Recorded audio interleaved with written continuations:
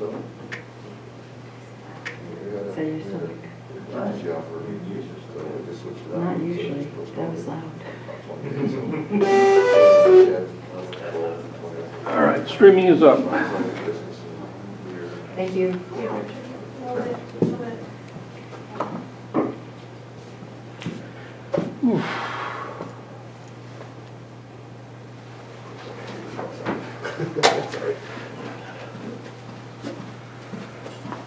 Have a mascot. Sorry about that. Gave us time to warm up.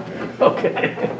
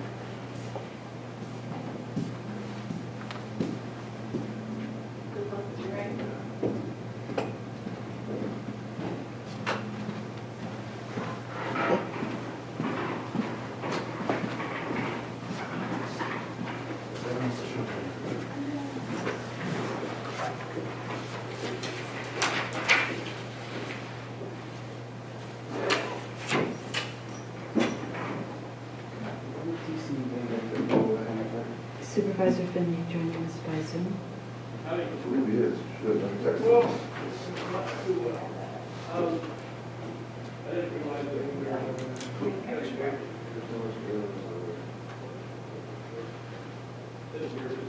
Something about his tour was up. His what? Pardon? His tour was up. Jeez.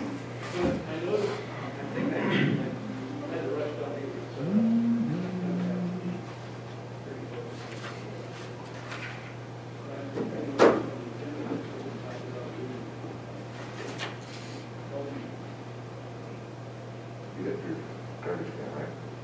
I assume so. Yeah. But that old Mike last night said he gets that over there. So. I saw that, yeah, I saw your note. Thank you. I said, anything above your shoulders, you want to know that you're a little skinny out of it, hold on the shelf for you. Yep.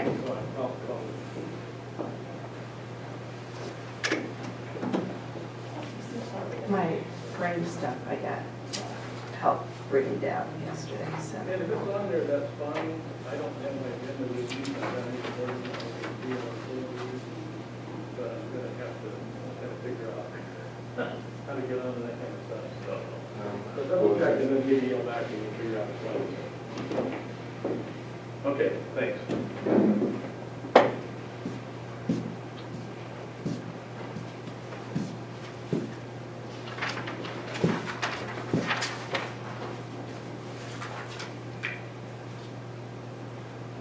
So I don't see the video up yet. You said streaming is up, right? Try to just turn my camera on so I can be spotlighted anytime. Or any Darrow's camera.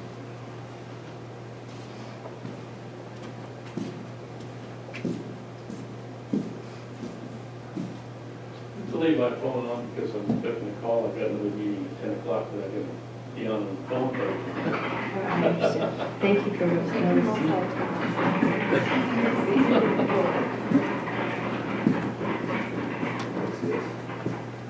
Unmuted. Supervisor Finley, get back to you. Dr. Kins, did Supervisor Finley? If he ends up joining us after, would you let me I know? will catch it.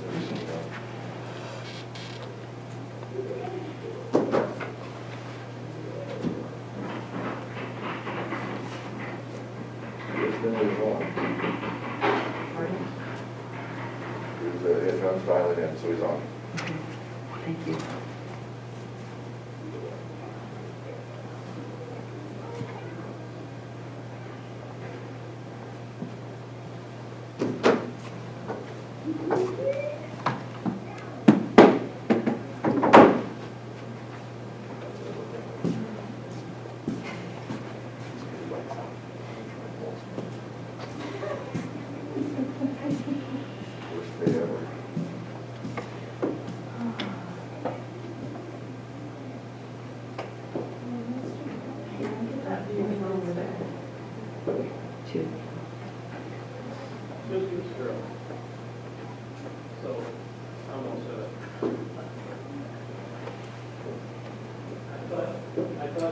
shows John being on. Yeah, I can consult it by phone. The problem, it's okay, the problem I have is I have a 10 o'clock finance meeting tonight. Phone before I can do it. Yeah, quite a But I list. was wondering if I could. He said 55 Yeah, to 60. 55 to 60, 61 was our best. Supervisors, are you ready? Supervisor Groves, are you ready? Yes, ma'am. Derek, Ready. everybody's good to go? Go down for the comment. LC Hands. All right. Well, I'll work out. Okay, thank you. Yes, I think that would be helpful. Okay. You want a nice chair? I wasn't sure of Everything. that class here. Thank you. Something we need to write back to the board to do. Okay. David, would you like a better chair? That's fine, that's fine. Thank you very much. We'll just be using the podium. Hey, Darryl, when I'm going to be handling public comment, when Yeah, somebody I wants to believe raise the their camera- hand, what does that look like? Yeah, that's what I'm doing. I don't, You don't know I don't know if either? the microphone works. no, I This think, might be a quick call to Susie. I already asked him a question. I thought there would be something happening over here. Yeah, So we have, is he on? I know where it's it going. is. Keep down by Is he on there? I am. Have him raise his hand, let's see if we can figure out what. Yeah, we tried Dan, I don't see him. Yeah, I'm trying to follow the directions here to do that. Keep it. More in the bottom right corner. but I'm No, not seeing that. it's too much for me to follow. Everything else. So she said. Yes. it So is. maybe it's because Susie is host. I wonder if I can't raise my hand from already. Spotlight. Okay, I'll call some real quick. Thank you.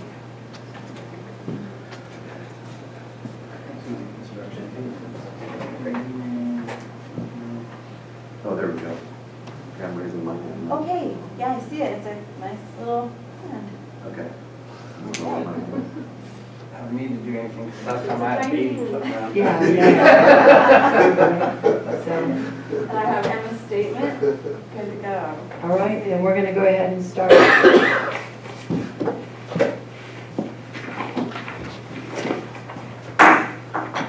Good morning and welcome to this special meeting on December 21st, 2020.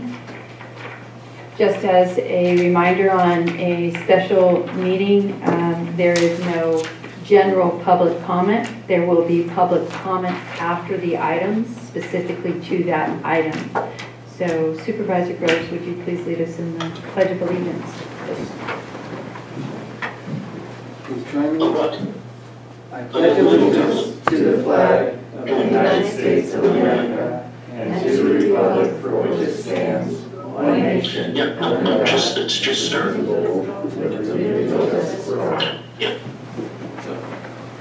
So it sounds like we're getting a little feedback. If I don't know where that came from. So How do I mute? we are going to go into consent calendar, and I think Shelley Nelson is on the line. Shelley, we're going to bump human resources to be right after the clerk of the board 1.1, so we'll take you second there.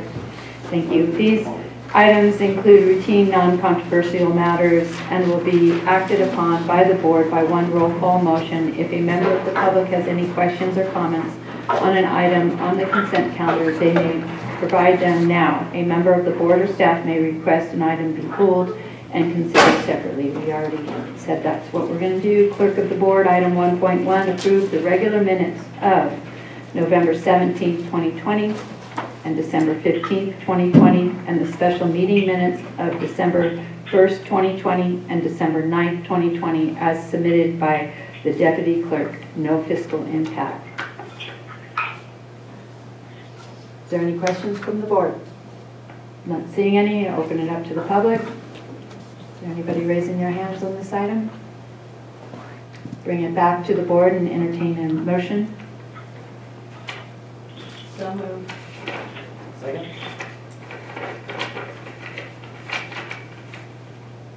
Pull the board, please. We have a motion by Supervisor Morris and seconded by Supervisor Brown. Supervisor Groves? Aye. Supervisor Finley? Aye. Yeah, it's okay. Yeah, then we'll go Supervisor Brown, Aye. Supervisor Morris, Yes. and Supervisor Chadwick. Aye, and we have another opportunity, I'll get it so right next time. it'll be fine. So, moving on to county matters, item 3.1.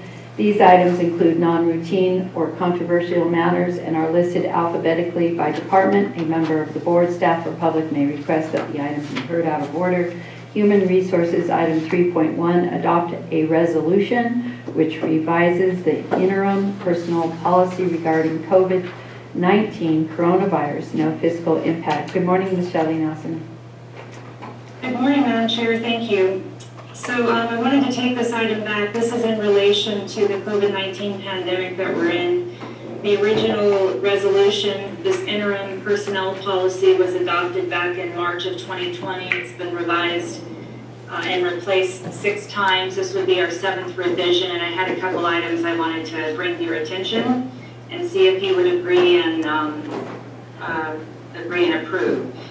So if you look at the proposed resolution that I provided, on the first page, the 6th and 7th whereases, when we originally adopted this, all the schools in the county had been closed, and so I wanted to correct this to reflect that they may be closed and intermittently closed due to the fact that they had reopened and then occasionally they may close for a period of time due to some positive COVID exposures within classrooms or a facility. And then if you switch to page 2, which would be item number 3, this pertains to the 80 hours of emergency leave that you had approved for all employees, up to 80 hours, which is for full-time, and it's prorated for part-time. So it does read that employees who need to shelter in place for 1 or more of the 4 COVID-19 reasons stated above and cannot effectively perform the essential functions of their classification while working remotely from home shall be entitled to the use of emergency leave up to 80 hours. What we're proposing to add is, after January 1st, 2021, any employees who have not exhausted their original emergency leave hours would still have them available for use up to March 31st unless the declared emergency expires sooner. And then come March, we'll revisit this to see the status of the pandemic. And then on the last page, page 4, there is a new item, which is number 13. Excuse me. So put effective today's date. If you approve this, I can modify that if necessary. If a work site has a positive exposure and an employee is directed to go home for a designated period of time in an effort to minimize the potential spread of COVID-19 at that work site, the county would place that or those employees on paid administrative leave until they're directed to return to work. So they would not be using the 80 hours or their personal leave. We as an employer are actually closing a work site for a period of time, and so we would be paying their leave as administrative leave. And those are the 3 modifications. Appreciate your consideration. Shelley, I have a couple questions on the second modification. We're simply rolling over those and going into an additional about 90 days, correct? Yeah, we're continuing them through to March 31st. Okay, and on... But we're not reissuing a new 80 hours for everybody. Correct. This is just for those who have not exhausted their current leave balance. So if someone has used part of it, let's say they've used 20 hours, so they have 60 hours left. They'd only go forward with 60 hours. Is that correct? Either one of you could do that. Sure. Okay. If I'm not here. Sure. Thanks. I'm sorry, you cut out. That is correct. Okay, thank you. And then the second question on 13, those employees that would be paid would be working remotely though. They're not working. No, so, yeah, I could modify this to reflect that. This is for someone who's directed to go home, and that's a good point it's missing here, and is not able to telecommute. And they're not ill, then we would be paying them while they're at home. Okay, so they're at home because they have to, but they can't work, but we still pay them. Yeah, I think we Correct, need, because we're sending them home. yeah, I think we need to, Not able to telecommute. I think that needs to be designated in there. Because, Good point, thank you. are there any other questions or concerns? Supervisor Finley?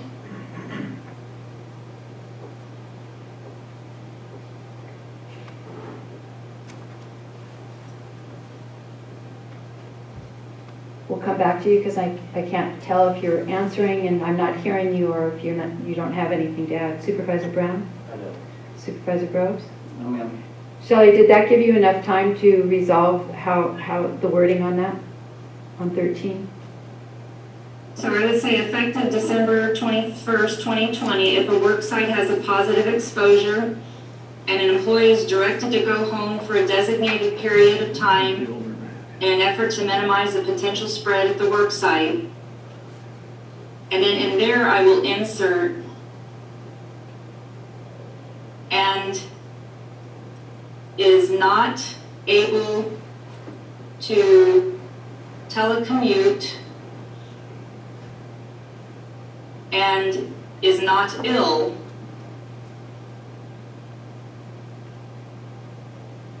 the county will place those employees on paid administrative leave until they are directed to return to work. Very good. Thank you.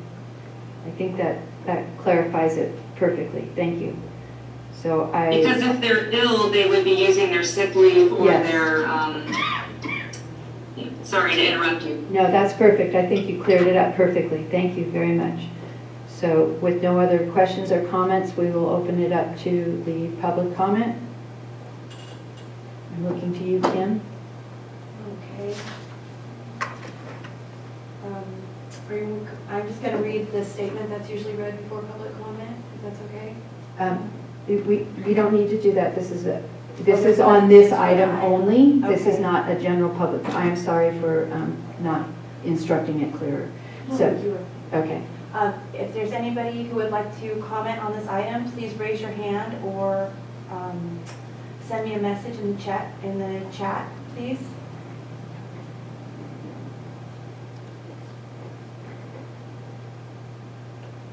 We don't see anybody wishing to So comment. we're bringing it back to the board. I entertain a motion with the amended 13. So moved. Second. We have a motion by Supervisor Brown, seconded by Supervisor Groves. Supervisor Groves? Aye. Supervisor Brown? Aye. Supervisor Finley? Supervisor Morris? Yes. And Supervisor Chadwick? Aye. Good job, Shelley. Thank you. Okay, so now we are going to move back to public hearings, planning and zoning.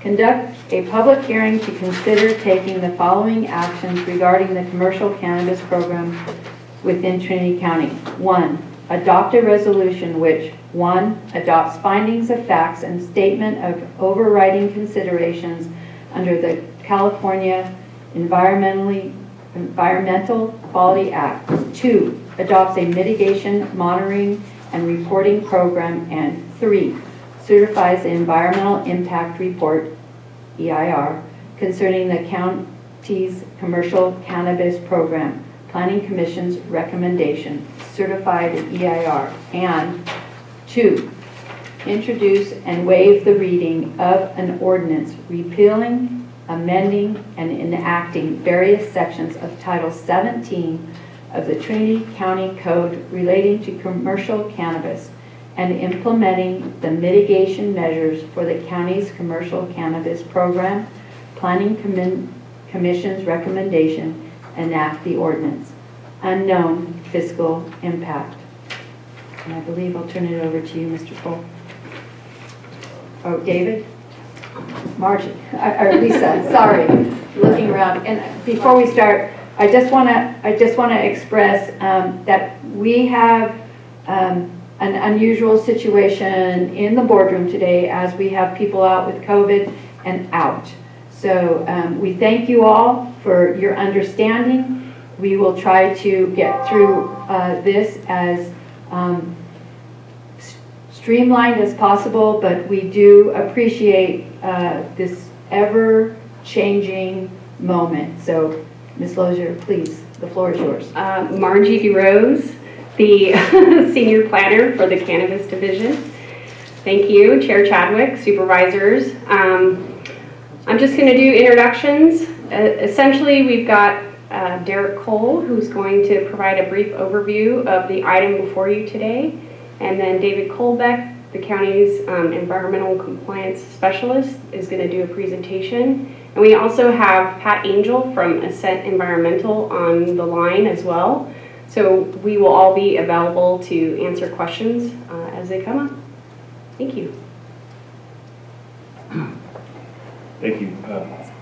Madam Chair, members of the board, today is the culmination of many months of effort by your staff who have worked tirelessly and diligently to bring this to you, by our consultant who has prepared what is stacking up to be a couple of inches if you take the EIR as well as the appendices.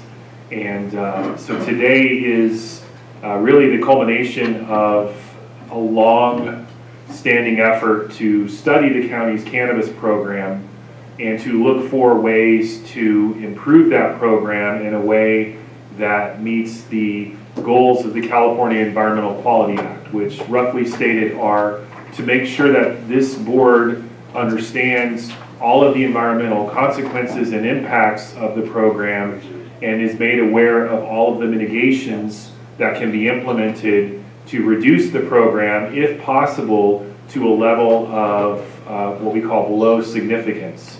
And where there are some impacts that cannot be reduced to that level, the board is presented with some findings where the board can explain its justifications as to those specific impacts. So roughly speaking, that's what today is about. The actions that the board are considering today are first to adopt the environmental impact report, essentially to certify that report. And what the board will be doing in considering whether to certify that report is it will be studying, or it will be reviewing all of the environmental impacts that the program has been found to have. It will then be reviewing all of the mitigation measures that the consultants and our staff have recommended to mitigate those impacts. And then where there are some few impacts that cannot feasibly, in the opinion of our consultant and our staff, be mitigated to a level below significance, the board is presented with findings that explain the reasoning for adopting those mitigation measures to the extent that they can be adopted and continuing on with the project. So really the first major action the board will be taking today is to certify the environmental impact report and explain its reasoning for doing so. And that's the first broad item that is presented to you here as described in the agenda item. The second item, once the board, assuming the board takes that action, the board adopts the resolution that's been presented, then the board can move to the second action, which is to introduce the ordinance that would essentially reenact the county's cannabis program ordinances. All we are doing with that ordinance is adopting all of the mitigation measures that have been identified in the environmental impact report. There are a few minor modifications that your planning commission has recommended, and staff and I have worked to include all of those, which we think are sensible, into the ordinance. But the ordinance essentially takes all of the mitigation measures and writes them into the county code, along with the existing ordinances that are on our books today. I do want to emphasize that the only items of change, and obviously if you read this ordinance, it's fairly long. It's a I think it's 38 pages.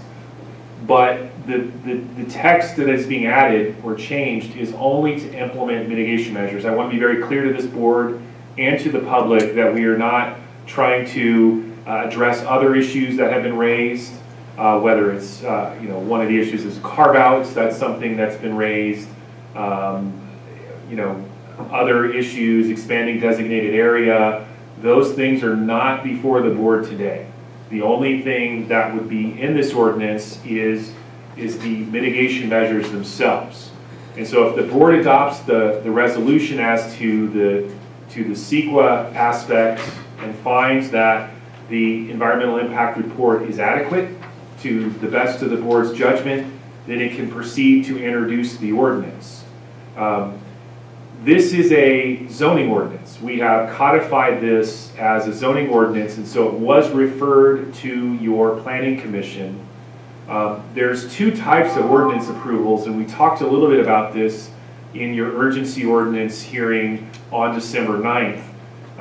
But this particular ordinance, we do believe is a zoning ordinance and had to go before the planning commission. And so your planning commission has recommended approval with some minor modifications, and that is now coming to you under the planning and zoning law. In the law, it's a little bit unclear, and cities and counties have some different practices on this point. The process for adopting a zoning ordinance is set forth in the planning and zoning law, which appears in a different section of the government code than the general county ordinance section. And so there's one school of thought that says all you have to do is do a planning commission hearing and then do your board of supervisors hearing to approve the ordinance, and that's it. Because technically that's how the planning commission reads. A number of cities and a number of counties take a different approach, and they fuse the two types of ordinances together, because as the board knows, the ordinance process for a general county ordinance requires 2 readings and requires that there not be any substantive changes between the 2 readings. And so our position is to be on the safe side, is that we will fuse both processes together. We have had the planning commission make the referral to the ordinance, and then today we will follow the 2-step process that you normally follow. So what you are doing today is you are introducing the ordinance, if that's the pleasure of the board. And then after next week, next Monday, if the board has introduced the ordinance, then the board would come back and it would be able to take a final vote on the ordinance. We will close the public hearing on both the ordinance and the EIR today. So for purposes of any comments by the public or what we call exhaustion of any challenges to either the EIR or the ordinance, that those would have to happen today. Those would have to happen either in comments that we've received before this morning or in comments that will be made this afternoon or I'm probably getting ahead of myself, this morning or this afternoon, however long the meeting goes before the close of the public hearing. And then we would bring this back to you for approval on Monday the 28th. One thing that staff and I do want to emphasize to the board is that if the board is of a pleasure to start working with some of the ordinance and you want to start changing some of the provisions of the ordinance or some of the text, the concern that we have is that because we're following the 2-step ordinance process, there can't be any changes between today and next Monday. So we have to, if there are changes... I want to make sure, I'm sorry to interrupt you, but that sounded like you a little bit contradict yourself a second ago. So we're receiving the recommendations. Right. If the board chooses to slightly tweak something, that we can, but after those changes, it can't move forward. So the point is that if we can slightly tweak it and we can wordsmith it today, then our hope as a staff is that we will do that.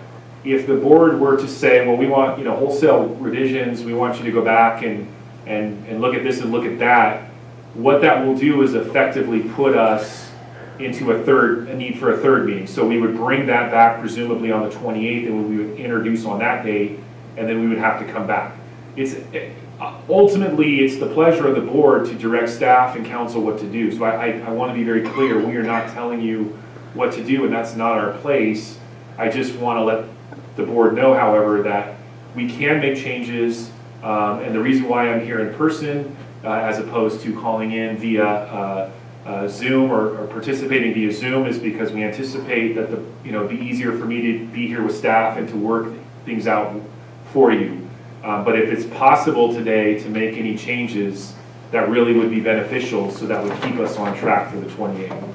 But again, it's the board's pleasure, and we serve at your pleasure. So we will respond however the board wishes to proceed. So that's all I had. I know David has some comments about the substance of the EIR and the mitigation measures themselves, and so I will turn it over to him.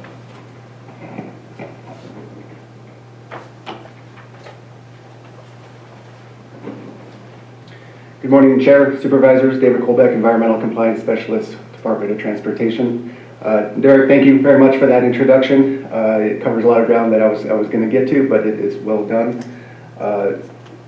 First, I do actually want to make one statement to the public, is that we very much as staff wish that this could be in a broader public format. As Chair Chadwick had already mentioned, of course, challenging times, but staff wanted this to be in as big a venue in person as possible. Unfortunately, we were not able to do that. Our plans have all changed. My role here today essentially is to walk through a brief PowerPoint and then speak to the staff report as necessary to set up this meeting. Again, thank you, Special Counsel Cole, for doing that already. And also as a group to be able to answer any questions and discussion as the board wishes. I do want to point out that we have received a few comments, and that as staff we need to speak to those specifically at some point during this meeting. That being said, I would like to walk through the PowerPoint now if I could. Just a moment, please. Give me just a minute, I'll get all set up. Oh, she yeah. Oh. She has it. Susie has it. Okay, can you guys see it in the boardroom? Yes, Susie, thank you very much. So again, to reiterate, for the public, we are, it's a different staff arrangement now, so Susie Hawkins, thank you very much for what you're doing. It should be viewable now. Excellent. So this presentation is something that we honestly have seen before over the past 2 years, and so I'm going to go through it relatively quickly. Of course, for those who were at or viewed the Planning Commission meeting that occurred in November 19th and December of this year, this is very similar. So I'm not looking to belabor it, but then again, I'm just trying to set the groundwork for where we are today. As Special Counsel Cole mentioned, of course, this is the issue, the final EIR itself. Next slide, please.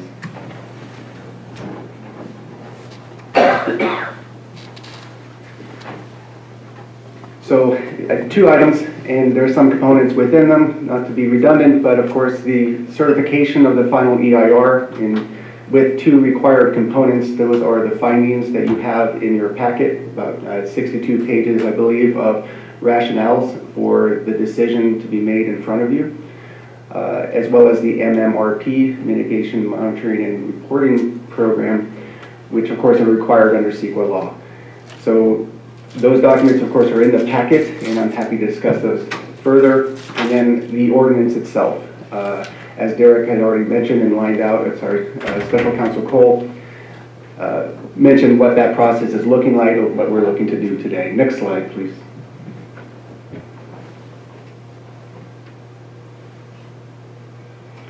So breaking that down, there are those principal components of Chapter 43 of Title 17.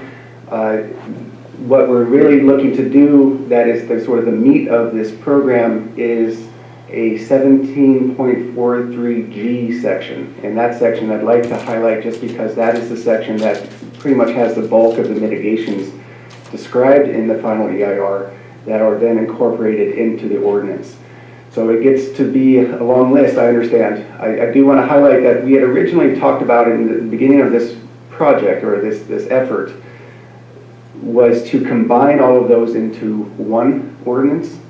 Rather, we left those actually the same. So the nursery section, for example, 1743A, is principally the same, but it's still the wording of it, the mitigations that are appropriate are applied to it by reference. And so regardless, it's just an easier way to move forward is what we're attempting to do, a slight difference from what we had said in the past. Next slide, please. So of course, just for the sake of the public, CEQA, California Environmental Quality Act, it is a process of public disclosure, principally as Councilor Cole had already mentioned, of basically making it known to the public what the understood or analyzed environmental impacts of any particular project are. In this case, of course, the project isn't a specific site necessarily, it is the program as a whole. And that is the program that is including 530 licenses and any potential impact they may have. That is what the analysis is based on. And to the degree possible, of course, the mitigations are intended to reduce that environmental impact to the point where we could avoid them. We attempted to, but with the 64 mitigations that we have compiled, it is meant to improve the environmental impact. Next slide, please.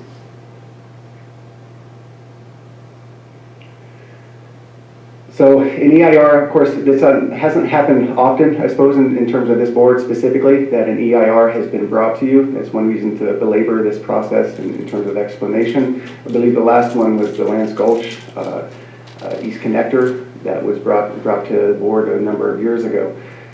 So in order to fully analyze this, it was recognized early on in this process with the consultant that mitigated negative declaration would not be sufficient. So we had made the choice to go to a full EIR, which again is where we are today. One thing to note is that, you know, this is a fairly rapid process. The EIRs can take years, and so I understand that 2 years later, just about here we stand, and it's been an effort to get here as we have. EIRs can take a decade. So this is something that I hope the board recognizes, is that we have worked on very diligently in order to bring it to you today in the form that you see it. Next slide, please.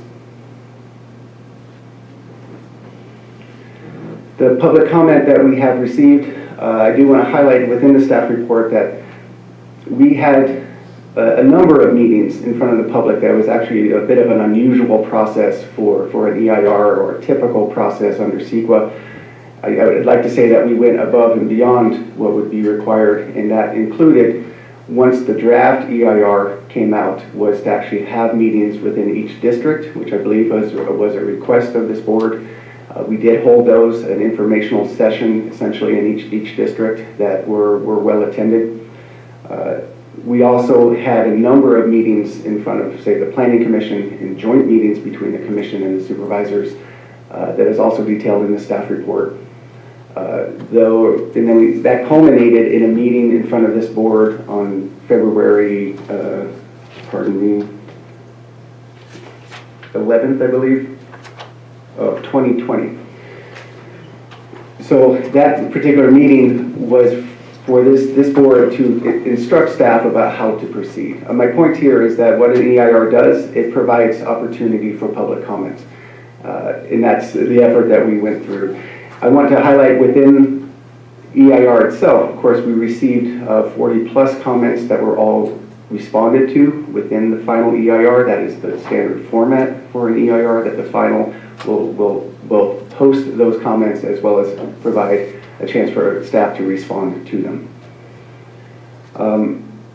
Again, I want to point out that certification of this EIR, should you decide to bifurcate the process, for example, you may certify this EIR, but then not certify the program. It is very much recommended by staff and council that these two items go together. They principally are hand in hand, and so it's kind of a CEQA nuance that you can say that the EIR doesn't say you have to do anything. It is really just an informational document. It doesn't itself have any weight. is the ordinance that has the weight. That is the description of the project or the program itself. Just a nuance. Next slide, please.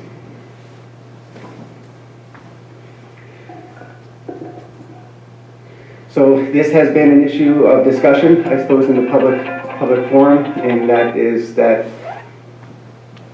you know, where is the baseline? How does this project actually define itself in terms of its starting position?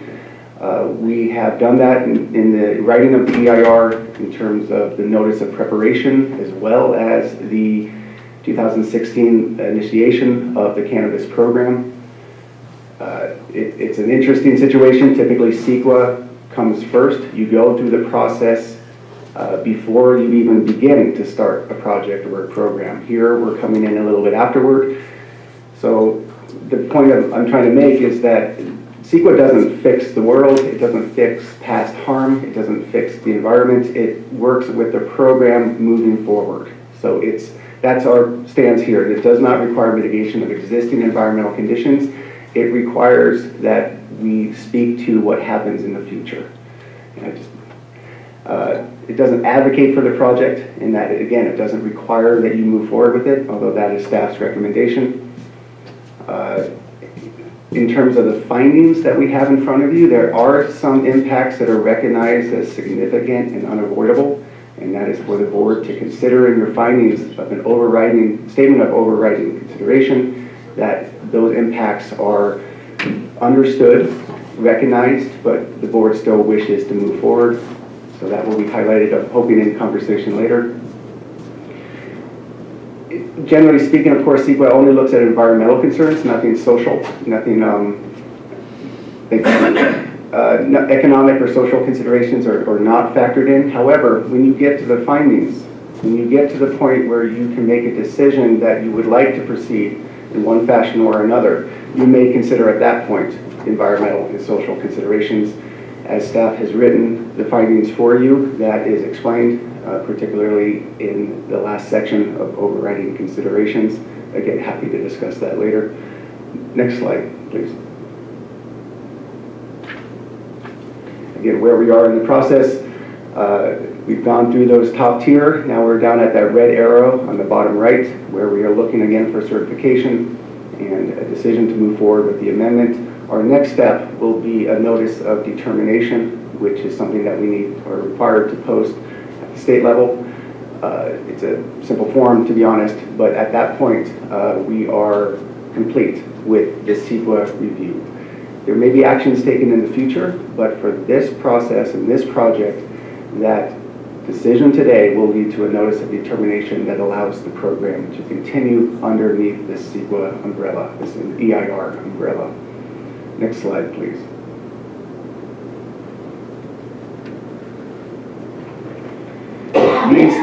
This is just a list of the meetings that I already described, so I'll leave that up there just for a moment.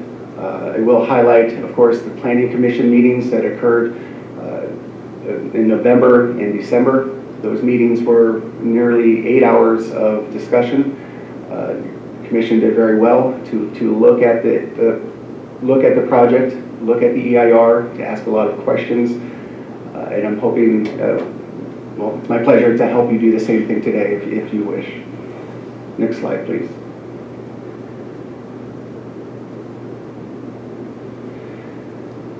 So again, I'm not looking to belabor this, so I'll leave this up here just for a moment. Part of what this is trying to say is that how the EIR will function, and I'd like to get into that later in terms of how it gets rolled out, I suppose, is that, again, this is something to highlight, is a program level EIR. It does not speak to individual sites of where they are, what they're doing, of what type. It speaks very broadly about all aspects of the program. Everything from nurseries to distribution, and yes, cultivation is usually what we talk about, but it is meant to encapsulate all of the potential environmental impacts, which is why it's such a big document, which is why there's 64 mitigations, is because it's a broad stroke. Next slide, please. Comment letters, as I mentioned earlier, several from state agencies. the bulk of them from the public. Again, that is in the final EIR. Next slide, please. So this is something I wanted to take just a moment with. There has been a number of discussion in different meetings, including in February of 2020 of this year, where it's a discussion of the alternatives. It came up in the Planning Commission meeting. I want to highlight one thing and in part apologize for any cloudiness in terms of this issue, on my part at least. And that is that a lot of focus has been on the alternatives themselves, including with, again, discussion with this board, where alternative one there, no project alternative is required under CEQA. So we had to include that. And going down subsequently to 2 through 4, we were trying to provide options that reduce the environmental impact. That is something that we are essentially responsible to do, to give you options moving forward. What is not clear is that you do not have to choose one of these alternatives.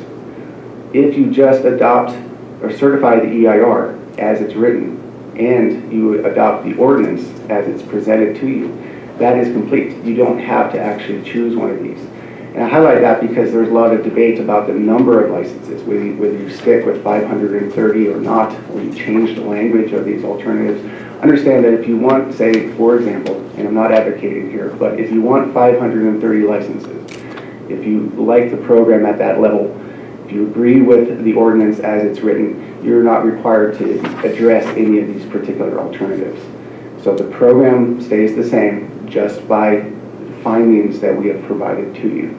However, should you wish to go with one of these alternatives, of course, we're happy to do that and discuss it. It will take some modification of the language we presented to you, but there's a difference. Existing program versus the alternatives. We have given you the existing program.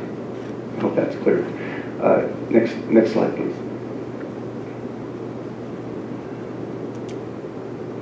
So just very briefly again, the EIR is in 2 volumes. Typically, with a final, it is just 1 volume. It is just presented. We thought it was most useful to have it, to reissue the draft. So the draft had come out, of course, in May of 2019. We wanted to, there are a number of changes. They weren't enormous, but there were enough of them that we thought it would be better to actually reissue that draft volume, that volume 2 essentially, in order for you to actually see what those changes are, to make it a more useful document. And so yes, it's a lot of paper, but the 2-volume approach was one, again, that where we thought it would be the most useful for all those who could make use of it. Volume 1 is the final itself. And so to highlight there, it was a request of this board in February of 2020 that we highlight some of the benefits of the the cannabis program itself, the effect on the environment that is actually beneficial in relation to, say, illegal operations. And so we did attempt to add language to the pleasure of the board along those lines, and you'll find that in Chapter 1 in the introduction. We felt that was the most suitable place for it rather than another location. Chapter 2 is an interesting one, and I'll speak to that in just a moment, but it is potential modifications to the program that, again, staff was looking to respond to public comment, respond to comments made by the board, and to provide options, whether they're taken now or in the future. That is something to discuss. Chapter 3 in Volume 1, of course, is just response to comments, which is taking up most of that document, to be honest. It is, a lengthy process. We were lucky in that 45 comments received from the public is not beyond the pale. Other documents have quite a bit more, but again, we tried to respond to each issue raised by each person. Comments received after the draft, that is something that, again, is a little bit unusual.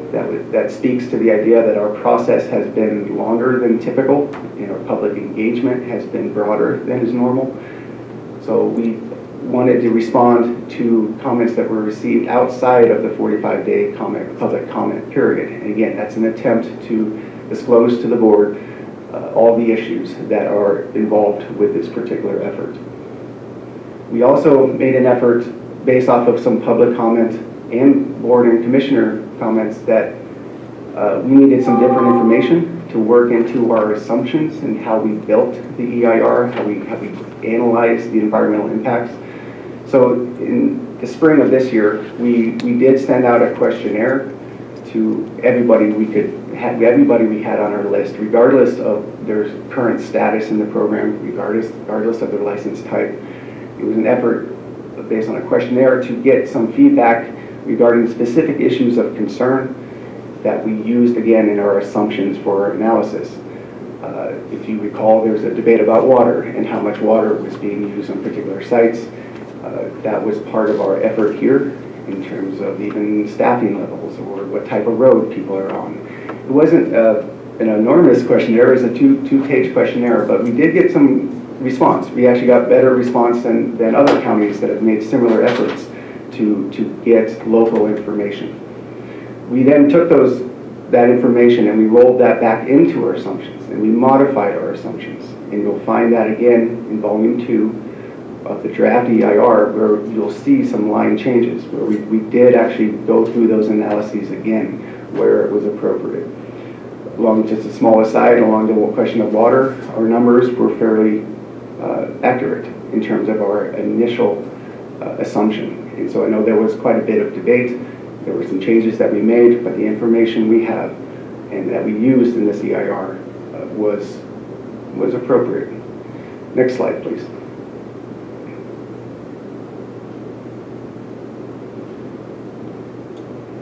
So I want to highlight for a moment Chapter 2 of the final EIR in Volume 1. This is something that, it does happen, but typically with CEQA, you have a defined project, and that project does not change. If you go back and change the project, then you may have issues of recirculation. You may have to go and go to the public again.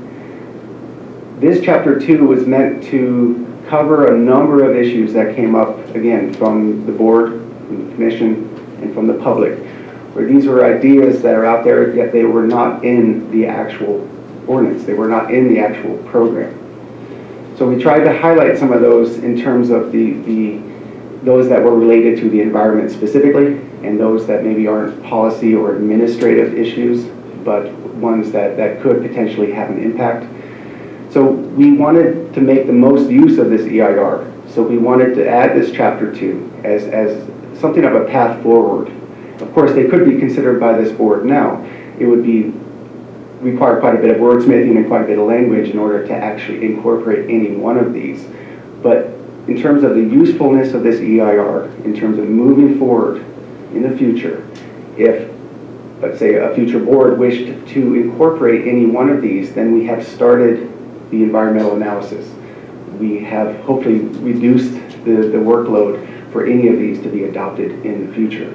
Again, maybe not at the moment, but in the future. That is the intent of Chapter 2, potential modifications to the program. And so here I've listed just what we've covered. We could have covered quite a bit more, but it was a broad brush, I guess is one way to put it. So next slide, please. Thank you, Susan. Then, of course, the appendices.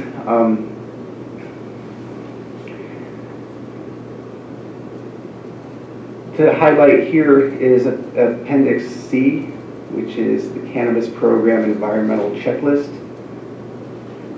That is something I'm hoping that we can discuss later. Actually, I have a few slides on it coming up, to be honest, but I just want to highlight that for a moment. That's good enough. So next slide, please.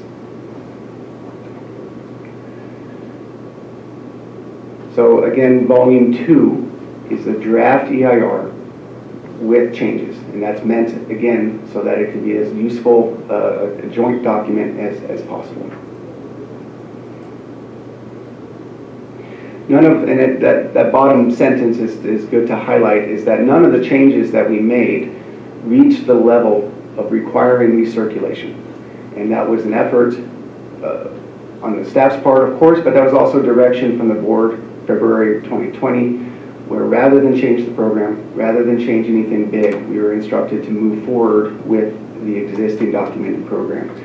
So recirculation was not required. So just a few remaining slides, if you will, because there has been some discussion, of course, in the public with the commission of, say, a transition plan. And I use that term, transition plan, just because it's, well, it's a catchphrase, I guess is one way to put it. So, but we need to understand how these mitigations are going to be applied to the ordinance. Of course, they're in the ordinance, should you adopt it as it's written. But we need to understand that it's going to take time in order for these mitigations to functionally and actually be applied to any particular license. So this transition is meant to be flexible, but it's also meant to be to the letter of the law. The first step in that transition for any particular license is the Appendix C that I just mentioned a moment ago, and that is the environmental checklist. So that applies to every license. It doesn't matter if you're existing, if you're an expanding license, if you're a new license, people are going to have to go through that checklist. And we're trying to use that as a tool so that we can, again, make sense of all these mitigations and make sense of them in specific to each license. So while there's 64 mitigations, only a few of those may actually apply to any given site. So that's what we're trying to determine with that checklist, is which mitigations are appropriate to which license and why. So it's a big document itself, it's 100+ pages, but the intent is that we can use that checklist again to streamline this process. The intent is that once you've filled out the checklist, you don't need to do it again. The county will be able to make a determination. If you change your project, you may have to go through it again, but that's up to each licensee in terms of their own build-out plans, their own business models, what they're wishing to do. So again, the idea of a transition period timeline, I put that in there as just it's a question of licensing. It's a question of how people do this and when they do it. Staff is working on developing this model. We've been thinking about it for a while, but we also need to pass today before we can get to that point. So that's, well, it can only be developed so far. So it is to be determined, that particular timeline, but we are working toward that. The idea of a phased compliance, some mitigations are more complicated than others. Some are more potentially expensive than others. And so while we have to avoid the idea of deferred mitigation, as in putting off a mitigation to some undetermined point in the future, we recognize that some of them will take some time in order to actually implement. We understand that flexibility is required in this transition period. Next slide, please. So how the transition can actually get rolled out or actually proceed, ideally, well, in relation to the urgency ordinance that was just adopted recently, that needs to be taken into account in terms of our transition through this process. One method for actually implementing a transition would be simply a policy level idea that could be backed up by a resolution from the board, providing us put the feet under us, I guess is one way to put it.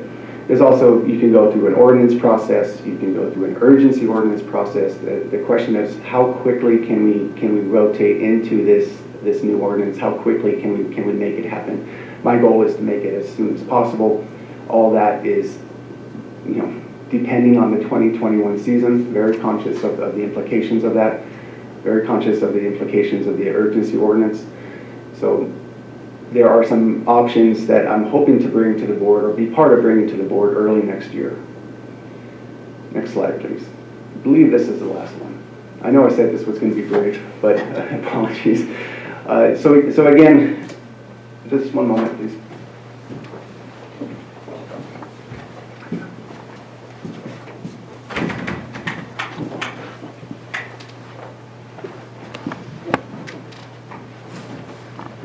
So Susie, thank you. Can you close the PowerPoint?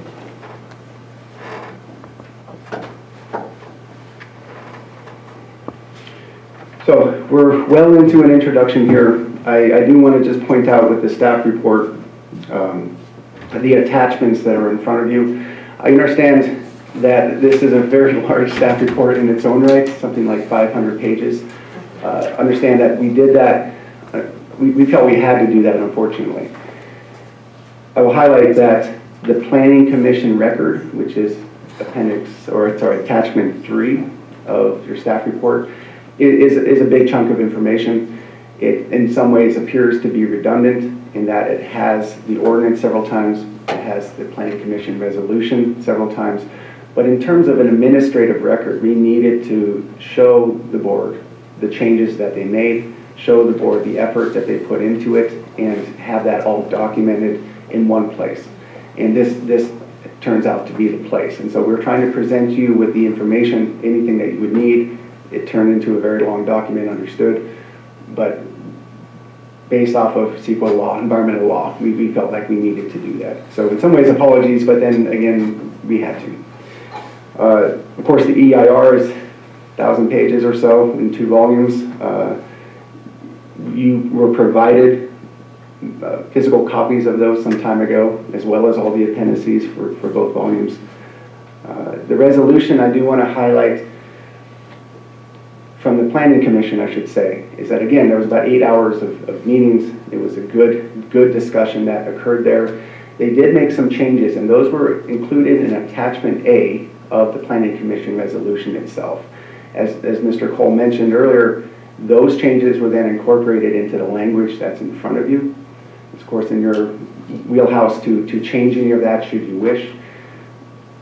The way the Planning Commission operated was to, yes, make some language changes as you see, but they also wanted to highlight some particular issues that maybe didn't result in any sort of consensus on any specific language change.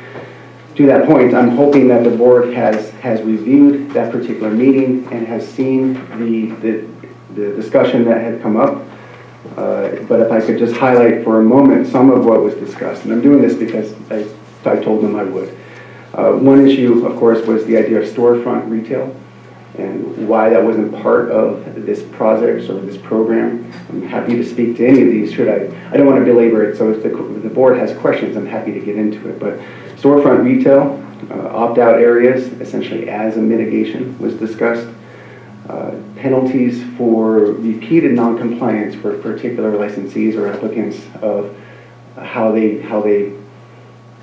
continue to operate in the program, their status, and any penalties that could be levied there.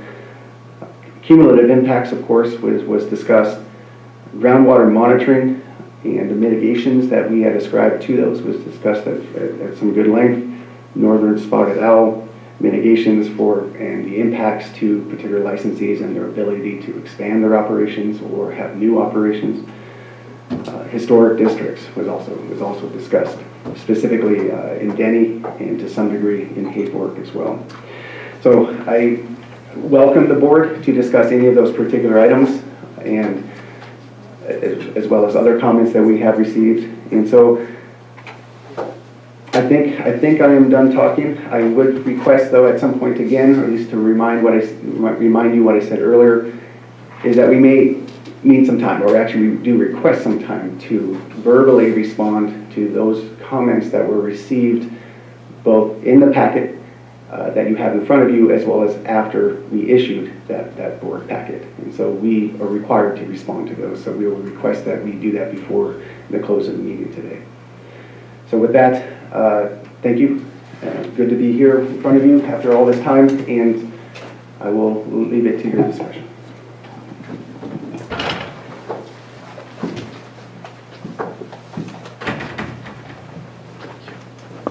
So, David, do you have a list of those public comments that you would like to respond to? And I'm entertaining the thought, and I'll look to the board if they're okay. Perhaps those comments are going to come up, and so I'm thinking of being preemptive by having you address those if you're comfortable doing that, if you know what they are. And I'm looking to my board, and I just think that more than likely those same comments are going to come up. So if you can address them now, it might help curtail the public comment input. I don't want to take away from the public comment, but they only have 3 minutes, so if you feel that you could address those, that might help them to prioritize the questions or comments they have. I appreciate what you're saying. Absolutely, that does make sense. Can I request a small sidebar with council and Yes. staff, please? Absolutely.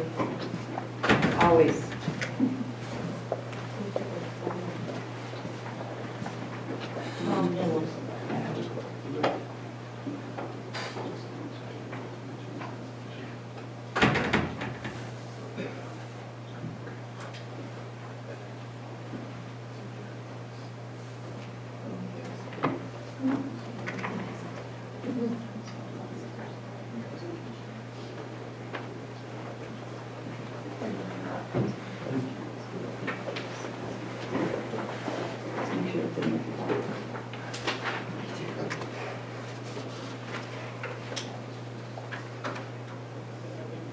You feel comfortable going forward? Yes, thank you, supervisors. Appreciate that brief pause. Can I actually ask if Mr. Angel is on the, there you are. Okay, so some of this is a little bit on the fly, but that's okay. We had anticipated it, but I'm going to remind the board that Mr. Angel, who is a principal with Ascent Environmental, is on the line with us. So I will ask that he step in where he feels it is appropriate. So I would like first to speak to the Trinity County Agricultural Alliance comment letter that was received twice, but is printed, I believe, in its final form here in front of you now. It has raised a number of issues, but principally 3 specific mitigations with suggested language changes. And so I would like to just go through those if I could. I hope that the board has those in front of them, and that for the public's sake, I'd like not to read through it, but also I'm unsure at the moment whether the public has this in front of them. So what I'd like to do is really just highlight, say, the specific mitigation, speak to it, and have Mr. Cole assure that that is appropriate. So to their first point, which is mitigation measure 3.14-3, which is provide site access free of roadway hazards due to geometric roadway design.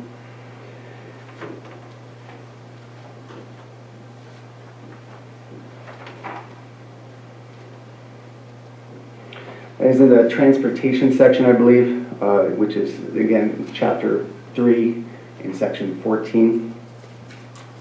So they're highlighting here some specific language within that mitigation that is referring to chapter 12.10, design policies of the Trinity County Code of Ordinances. And they're referencing here the idea that the most current version of that, which is here stated in county code as it exists now, is a version of a policy of geometric design and highways and streets, from 1990. That policy is principally, as it's written at least, intended to really look at the construction and reconstruction of county roads, county highways, streets, roads, either performed or under contract with Trinity County itself, in terms of these are all not private roads but county roads. They also go on to state that the actual version of that policy, so again in code it mentions an edition of the policy from 1990. There are subsequent editions that go up to, I believe, 2018. They are proprietary, as in they cost money, and not an insignificant amount of money, $300 or more, based off of either a hardback or paper copy or PDF. But it's not something that's freely and easily available. The older versions, say from 2001, are available, but again, that's not the most up-to-date and most recent version. So that is something to note. I understand the comment. Within that, it's basically, say, an AASHTO, which is an acronym for American Association of State Highway and Transportation Officials. It's put together nationally, and so it is, again, for county governments. It has certain requirements of it, and a lot of those requirements are based off of average daily trips, so ADT. And those ADTs, those number of average daily trips, can be fairly high in terms of the roads that we see in this county, say 1,000 or 2,000 average daily trips.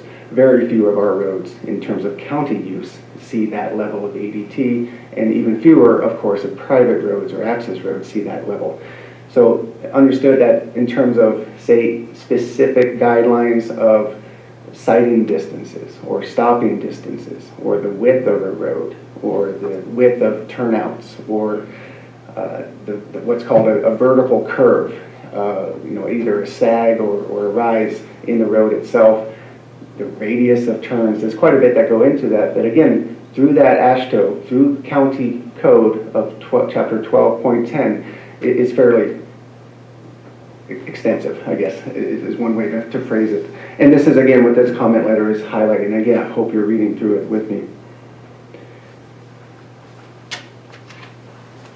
So in order for, say, that code to be applied to a particular cannabis operation, the argument becomes that that is too expensive. That in order for individuals to redesign an access road becomes onerous. That it could be tens of thousands of dollars, let alone designing the road, but actually implementing it, and so constructing it. So the argument becomes is that it's not reasonable for individuals to follow that particular chapter.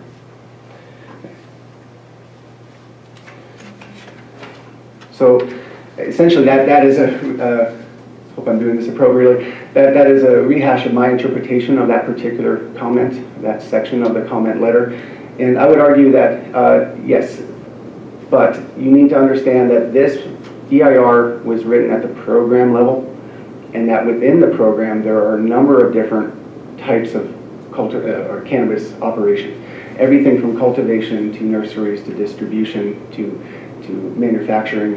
So understanding that that particular mitigation not only highlights the Rural Road Handbook, which is also a requirement under the Water Board, it highlights Chapter 12.10 in terms of these AASHTO standards. It also highlights fire safe. So there's a number of different ways to get at this mitigation, this issue of transportation. And so I would argue that it is a broad brush because it's a broad program, and that it would be incumbent upon the transition plan in order to have any of these standards applied to any particular license. So for example, I could see the AASHTO standards being applied to a newly constructed distribution facility that would require sighting distances, that would require some lane width considerations. I would not expect that AASHTO would be applied to a rural gravel road. Rather, the Rural Road Handbook would be applied to a rural gravel road. So use the applicable component of the mitigation for the particular license and the particular site-specific considerations. That is my response, and that is my read to it. I will also highlight that, again, AASHTO, that section 12.10, the policy on highways and streets, the ADT that I mentioned, the county itself doesn't use that. The county itself uses a different version, which is the low volume version, which is considered to be an appendix of that policy. So the policy is a higher, broad brush government roads. There is a policy, policy on geometric designs of very low volume local roads, which has less than 400 ADT. That is actually what the county uses in terms of its subdivision requirements, in terms of its map revision. Anytime that the county is speaking to roads, they use this subsequent volume, the low volume policy, the standards and guidelines. So long-winded, apologies, but that I would argue that the comment is well received. I've had several email exchanges with individuals about this, but it is I would not suggest changing that mitigation. We have questions, but I'm going to ask that we hold them until we get through this group. So go ahead. Fair enough. Sorry. Okay, thank you. I didn't mean to interrupt. So same group, TCAA, Trinity County Agricultural Alliance. They have a second point here, mitigation measure 3.4-1C.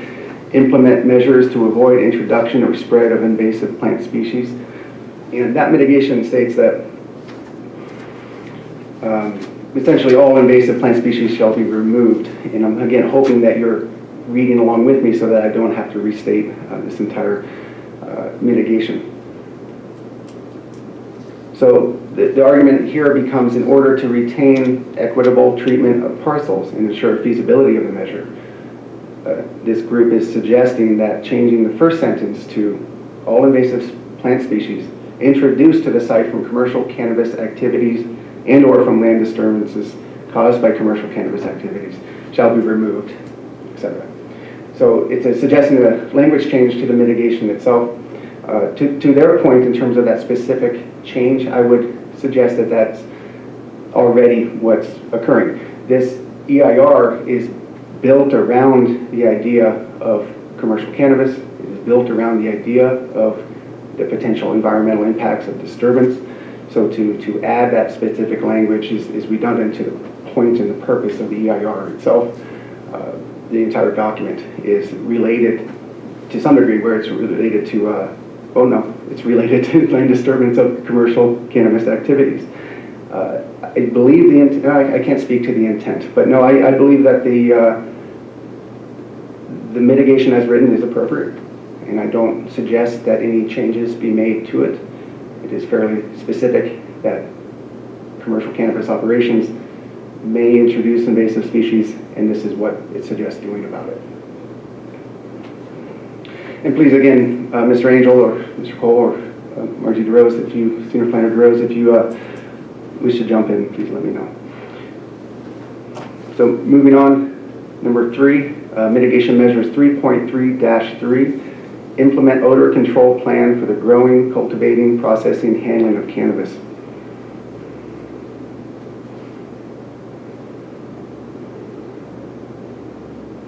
They are referencing specifically second to last bullet point of the mitigation, which is speaking to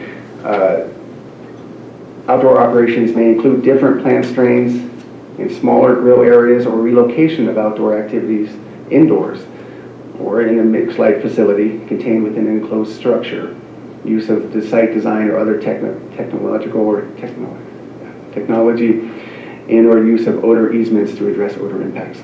So apologies, I didn't state that very clearly.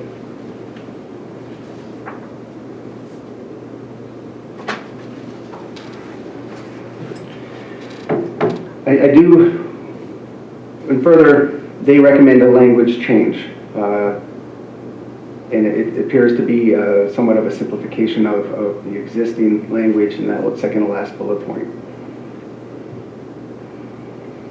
Okay.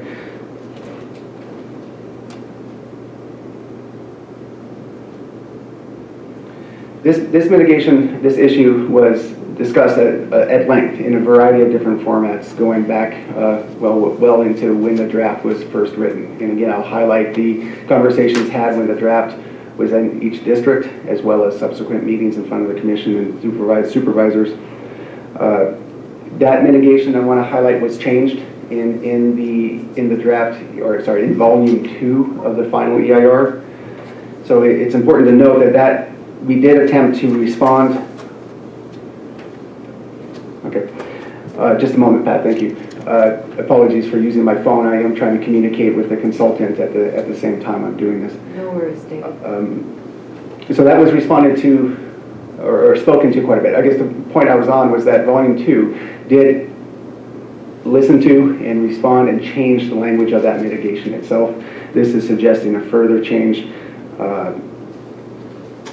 Mr. Angel, do you want to jump in here at the moment? It seemed like you had something.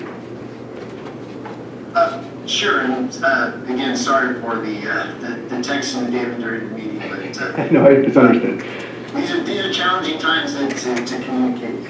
The letter suggests this proposed change and it explains the rationale. The intent of the measure was never to arbitrarily change your cannabis use that you've already been licensed for, because as they point out, that would be in conflict with law and licensing requirements. So the proposed change is fine to make. It won't change the effectiveness of the mitigation measure. The mitigation measure was intended to be written and got refined through the Planning Commission to provide as much flexibility as possible in addressing this issue. Because again, we're trying to cover this on a county-wide basis, and this frankly will come into a site-by-site circumstance in addressing this issue, or maybe not even having an issue at all. So the suggested text change is fine from the standpoint of the EIR. Great, thank you, Pat. I will add to that the comment continues on to speak to the idea of sensitive receptors. And so, to paraphrase briefly,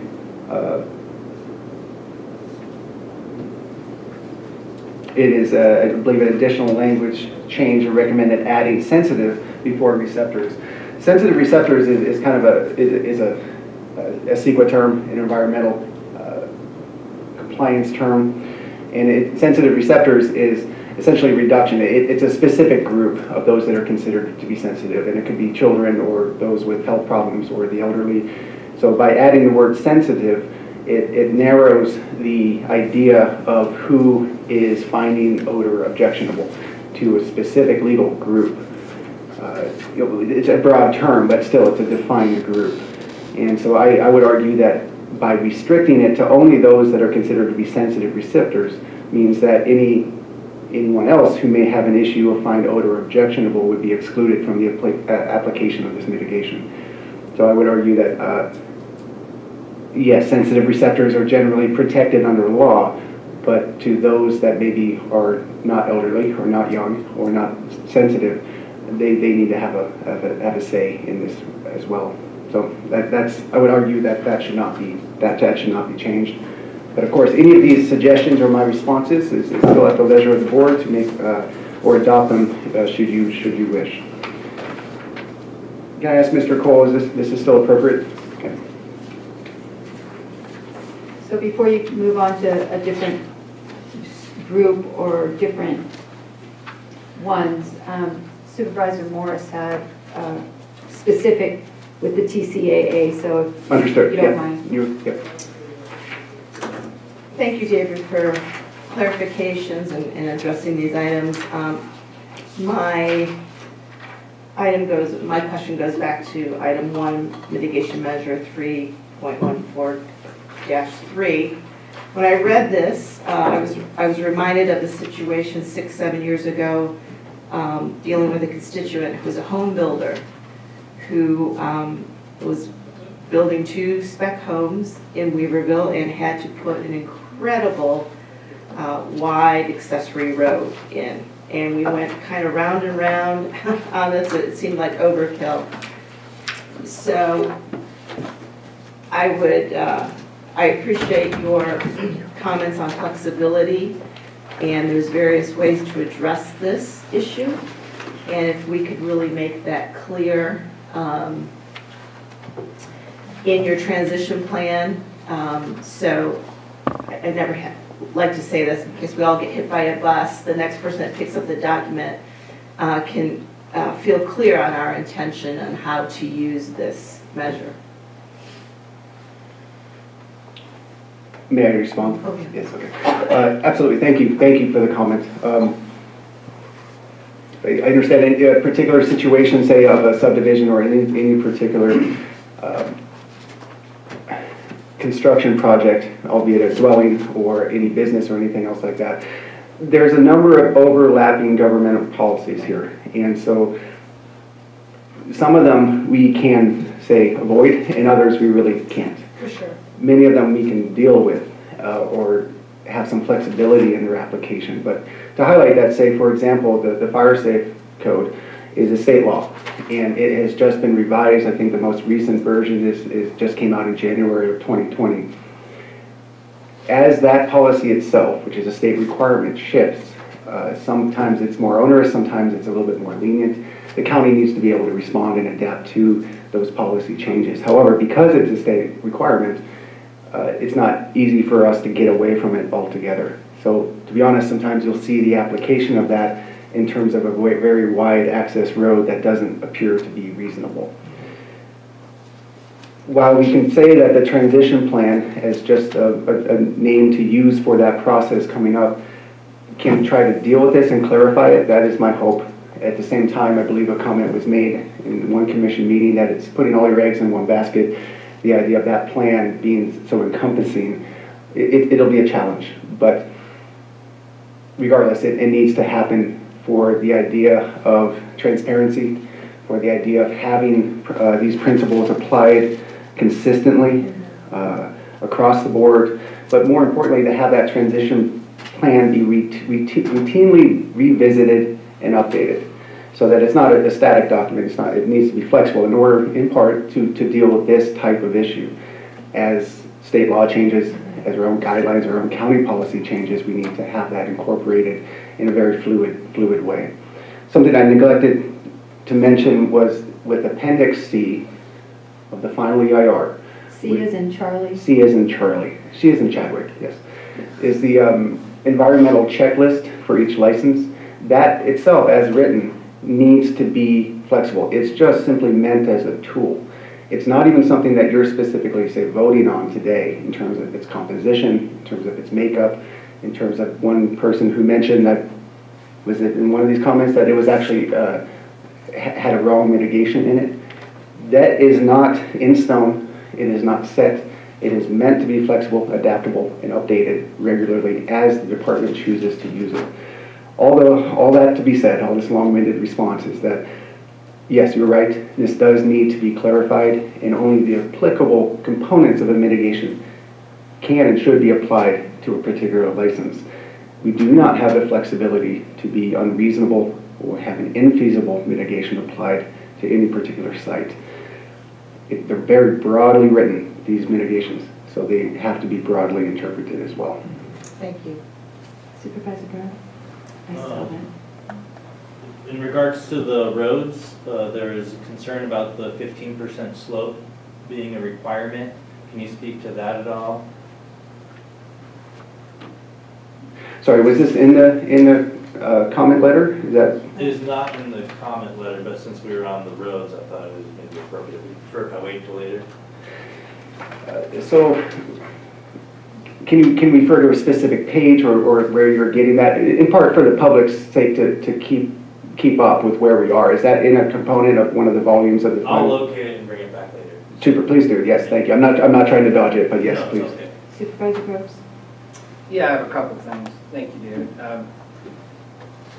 So in this, and maybe this isn't the appropriate time, we're referring to the EIR and what we're stating the road mitigation should be, but then you talk about that at some point you're going to be flexible and it's not going to go to the full amount, it'll go to the gravel roads. Is that decision going to be made legislatively, or is that administratively within the road department? What you actually do when this applicant comes forward?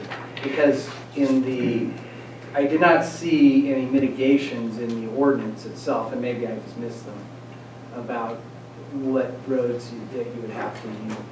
I see. Okay.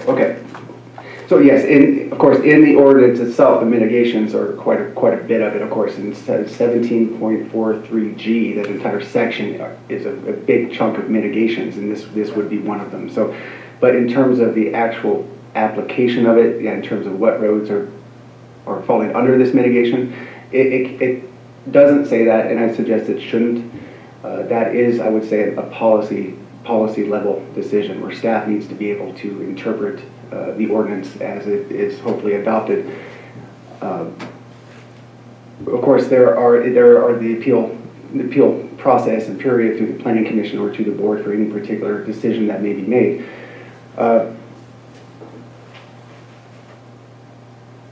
Sorry, I had a thought. I'm sure it's a really good one.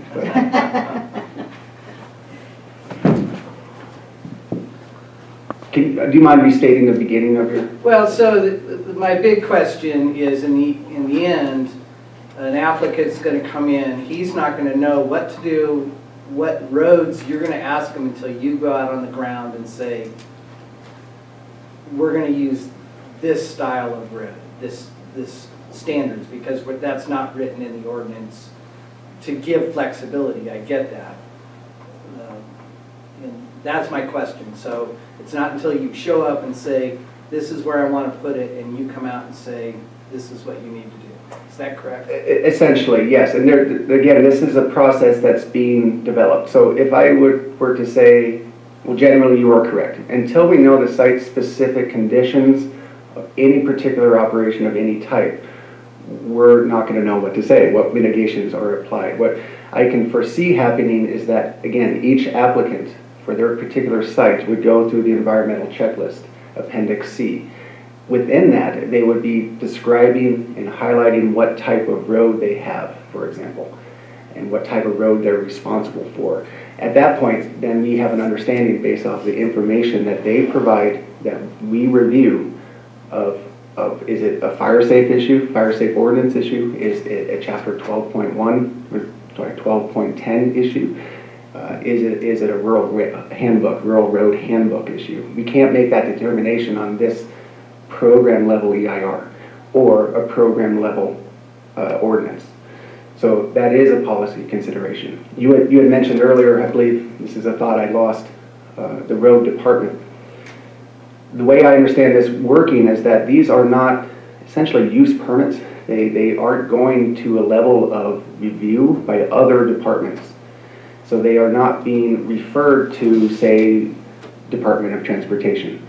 They are referred internally to, say, environmental health or the building department or any other internal within the planning department, but they're not referred outside until they reach the level of a type 3 license, which would be a conditional use permit. Those are referred to other county departments. At this level, for, say, a standard license, and I'll just use the word standard, I know it's not defined, but those don't go to, say, the road department. The only time the road department would come into play is if, again, a conditional use permit or a subdivision or a map revision. Those are all defined processes where the county Department of Transportation can have a say in what type of road is constructed. So I hope that clarifies that.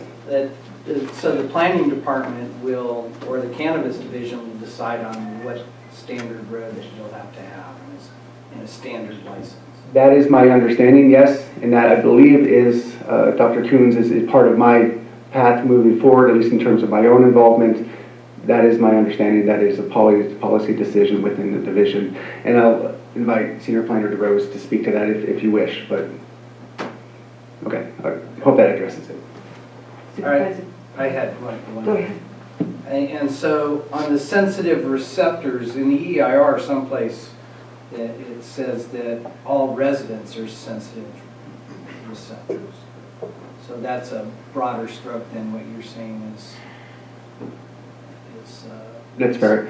I would request, and this is, apologies, this is what I did with the commission as well, that if there is a particular phrase or a particular part of the final EIR, I'm hopeful that you'll be able to guide me to it, not only for my understanding of the comment being made or the question being asked, but also for the sake of the public, so that we all are on the same page in terms of a specific issue.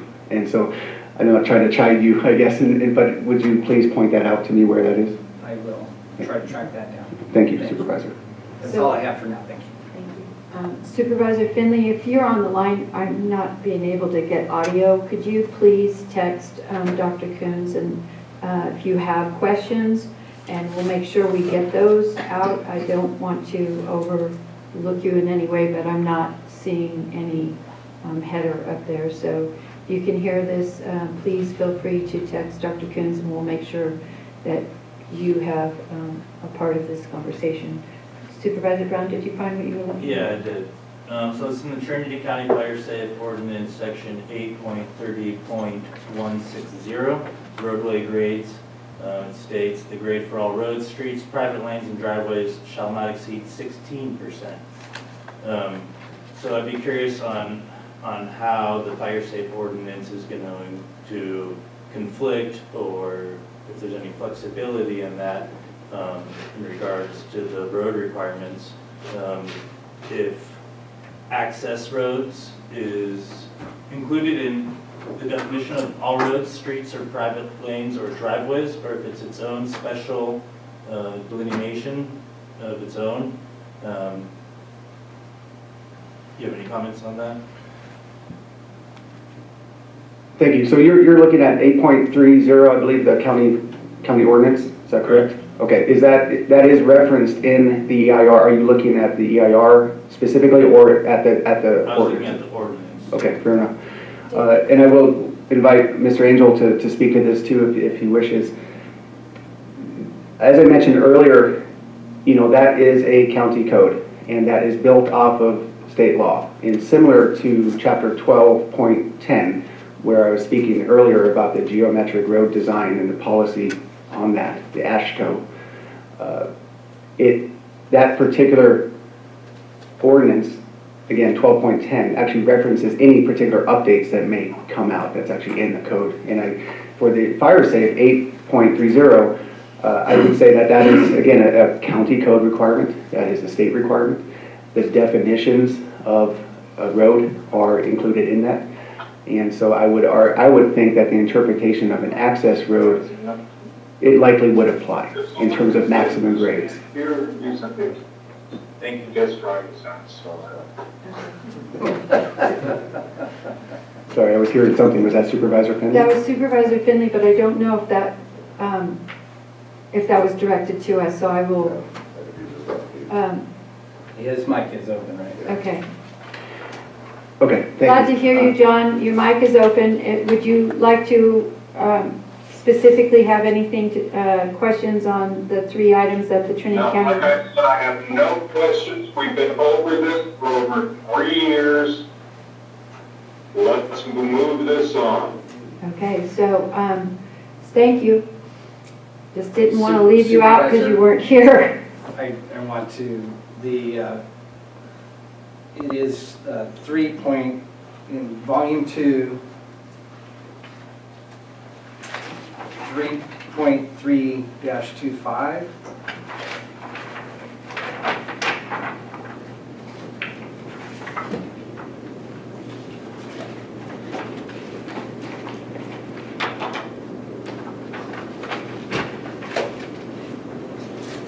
Yes, Supervisor. Okay, on the very top of the page, it says location and distance of sensitive receptors, e.g. residents. And then it goes on to name the other things that you need. The implication being all resident, everybody. Well, that's what I would read. Understood. Can I ask Mr. Angel to speak to that, please? Did you keep up with that? I guess it's a little difficult to hear whether it should be receptors or sensitive receptors. You're correct that the mitigation does define what a sensitive receptor is. The point being made by the supervisor is that this is on page 3.3-25, is that the first example, e.g. of a sensitive receptor is residence. Yes. So, that's correct. Okay. We don't try to distinguish between an age differential or use in regards to sensitivity to cannabis odors. Sensitivity to cannabis odors, is a perception. It's a perception item associated with the person. Obviously, if they are used to cannabis and use cannabis, the smell probably isn't offensive to them. Those that have a different thought or position in regards to cannabis may have a different reaction to it. So we provide a broad definition of what a receptor is.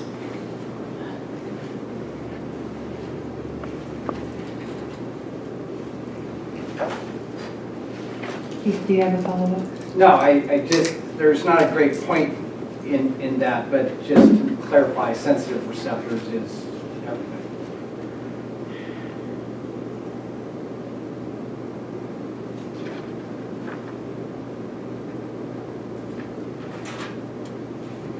Thank you. So one last comment, if I could. So then back to the Trinity County Agricultural Alliance comment number 3, which it does pull out the idea for clarity, speaking to the idea of adding sensitive before each mention of receptors. So as you wish. Okay, thank you. So I'm going to direct this question to Mr. Angel, and if you can't hear me, let me know, I'll speak up. On the TCAA 3 recommendations, you spoke to the legality of the third one, but you haven't commented on the legality of their request for item number 1 and 2. And I was just curious if it was opposing legality or if you just hadn't commented. So please enlighten us on their first 2 as well as the third. Okay, I believe you're talking about their comments on the other mitigation measures besides odor. Is that correct? Yes, the first one would be 3.14-3, provide site access free of roadway hazards due to the geometric roadway design. I know we've discussed it, but my question to you is, you only addressed number 3 as the legality of the changes, and I was curious to know if the changes that were put forward by the TCAA, the question 1 and 2, and the second one was the implement the measures to avoid introduction or spread invasive plant species. Now, that would be the second question. I'm not sure if you have the paperwork in front of you, and I apologize if you don't, and I'll get it mailed to you immediately if you don't have that email. But those 3 questions, and you spoke on the third mitigation measure. My question to you is on the legality of their first and second mitigation measures. Sure. In regards to mitigation measure 3.14-3, I think David covered this pretty well. The intent of the EIR is to programmatically cover a wide range of scenarios, not just a small cannabis cultivation operation, but could be manufacturing, could be a combination of uses within an area, may require large improvements. So the mitigation was intended to tap into what the county would normally require as part of the standard. They certainly understand the concern, and certainly the intent was not to require somebody to design their driveway to meet these standards. That's a backdoor corrections made to the mitigation measure. To be clear, it was not applying to a driveway. So I think David answered this one accurately. The intent was to hang on to what the county would normally require for something that generates substantial traffic volume that may have a safety, a site issue is really the focus of this, not necessarily the roadway bed design. In regards to the invasive species measure, which was 3.4-1C, David did cover this well. I would suggest that if it was desirable to add that language in there, it doesn't hurt the mitigation measure. It's certainly not intended for them to have to fix a pre-existing condition. So if they start with an undeveloped site that doesn't have cannabis on it now and it's covered in star thistle, they're not required to fix a pre-existing environmental condition.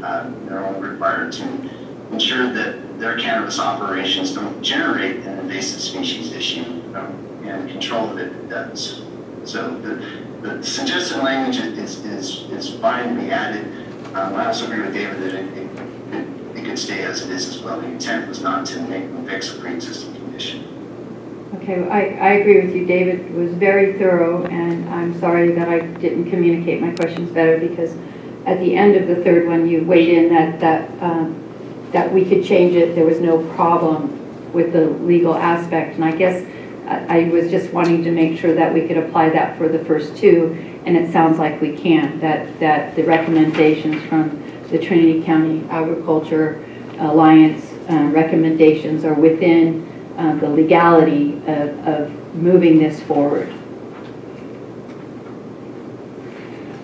Yes, if I could speak to that, yes. These are suggestions made by a commenter. It is within your purview to be able to incorporate them as you wish. This is, again, why Mr. Cole, Special Counsel Cole, is here, and that is to be able to walk through any changes that you wish to make and to clarify that, and talk too much, but if a change is made in a particular mitigation, such as whatever might be suggested by the board and whatever consensus you wish or method you wish to move forward, if that change is made in the mitigation, it must necessarily be made in possibly the findings, but it must necessarily be made in the mitigation monitoring and reporting program, and it specifically has to be made in the ordinance itself. And that again is what Special Counsel Cole had mentioned, that if you do wish to add these, then it'll trickle through this process. We will make those changes as expeditiously as possible. Our hope is that we can make those changes today before the item is closed. So I'm asking that you work through it judiciously with that understanding, at least in terms of staff's perspective. And I understand that. And you've made yourself really clear, and I appreciate that. I was just curious because he specifically said on the 3 he weighed in, but on the first 2. So my question, I guess I'm turning it to you now, Derek, on the suggestions from the Trinity County Agricultural Alliance. Do you see these presenting any blocking of moving this forward? They seem very minor to me, and I don't want to assume that just because I think they're minor that they would slow the process. We can make changes if it's the pleasure of the board. Okay. I think I do feel that our existing mitigation measures are adequate and do not need to be changed to be legally valid. But if it's the pleasure of the board to entertain some discussion in light of this comment, staff and I will do our best to make that happen. Okay, thank you. That's all I wanted to know. And I think we're ready to move on to the next set of public comments.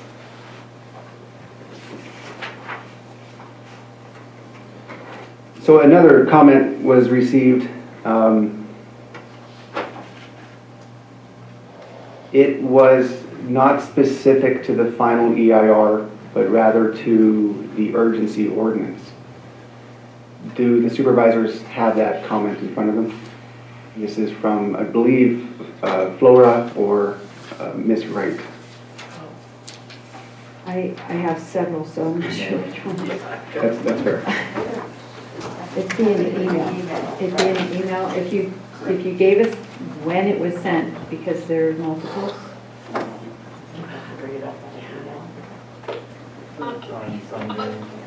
The last one wouldn't be relevant to the EIR. I don't know which one he's referring to, so I'm going to wait.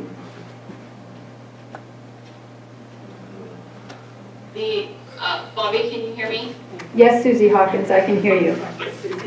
The public comment from Lisa should have been forwarded to you guys, the entire communications distribution list last night, probably around 8:30, 9 o'clock.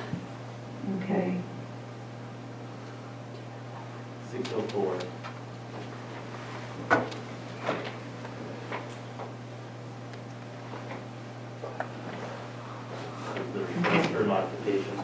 The memo and the request? This item, so there is there is an item regarding the urgency ordinance. That's not before us today. So that's Okay. not related to this issue. That's an issue that's addressed to the board and it would be within the board's purview if the board wants to direct the action that right or request, but that's not something we can do or consider today. And it's not really wrapped up in this bundle of actions. So my request would be that we not take that up today. And, if the board wishes to take that up, then, they can direct staff to bring that before the board. David, is that what? That is what I was going to say, yes. Okay. I did want to speak to it, even though to be honest, as Derek mentioned, or Mr. Cole mentioned, I don't believe it's appropriate. I wanted to speak to it because it was, I believe, sent to the board at 4:03 p.m. last night.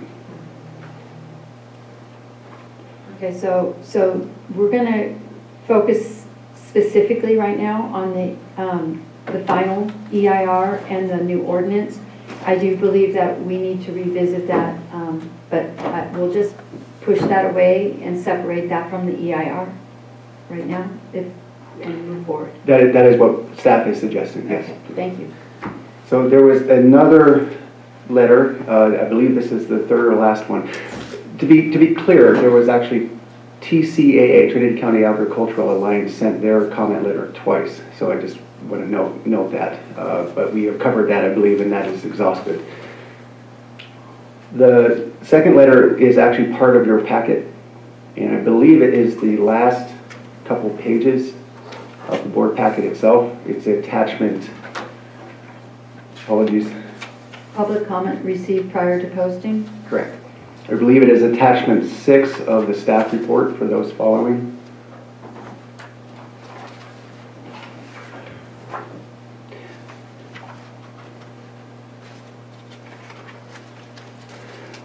We also have a hard copy before us.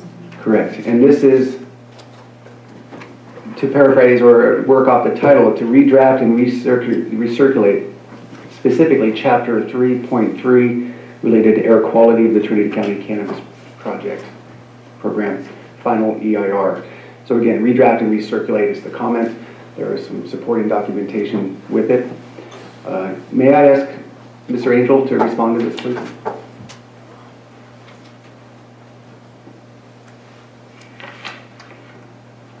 Pat, before you launch on this, Sorry for that. Yeah, sorry for that delay. did you not cover this in the Planning Commission thoroughly on the last Planning Commission? Yes, we did get this comment during Planning Commission. We did respond to this item. In short, if you've not read the comment letter, it again has to do with concerns that the EIR overstates the particulate matter impact and provides information on local monitoring station data. Again, particulate matter, as we explained to the Planning Commission, documented in the final, is a basin-wide air quality issue, and the basin is a non-attainment for particulate matter. So the analysis utilizes a couple of state-approved air quality models that can estimate both construction and operational emissions associated with projects that you can customize and adjust to meet your needs. So those models will run. That data was presented in EIR and concluded that there were significant issues both in regards to construction and operation. This person is disagreeing with those results, but we are very comfortable with the data that was used. The thresholds are based on health standards that were established by the state and the federal government established the health standards, and the local air districts established mass emission standards that go along with those compliance standards are intended to protect public health. So we feel this issue has been adequately addressed, and the EIR is adequate as it stands. Thank you, Mr. Angelo. Are there any concerns from the Board of Supervisors? Are there any questions for Pat on this? He did go over it in quite detail at the last Planning Commission meeting. So, okay, so that wraps it up for the public comment that you're presenting to the board. Yes, I believe so. May I have a small sidebar? Do you mind just one moment? Go for it. Thank you. Actually, I think we're going to take a 5-minute break.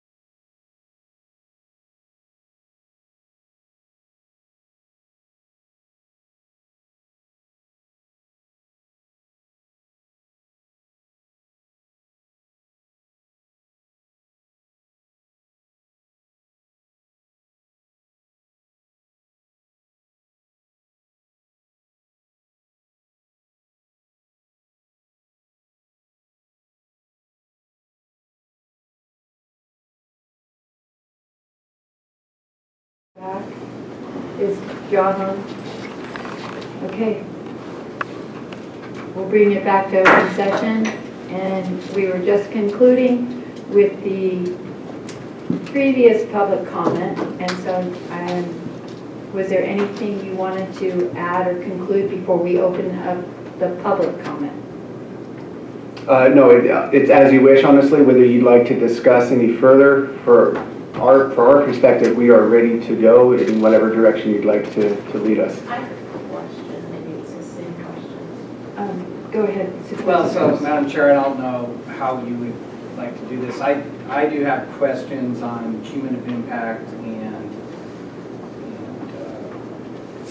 some power issues and one other subject. I can't read my own writing. I think it's a benefit for the public to hear our questions, and that way, if they have the same question, it eliminates it. Supervisor Morris? I'm not sure if the staff's intention was just to briefly go over the mitigation measures, and then we would stop and question if we had questions at those particular, maybe not. I'm just guessing from an overview, from a context. Did you have a methodology in which you would like to progress forward, and then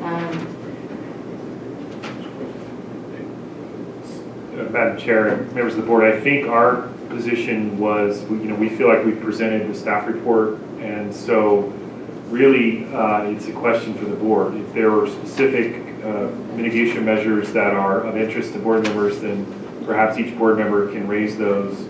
That's what we did with the Planning Commission, but I don't think we should just go start to finish. So I think really it's, what is important to you. Yeah, that's fine.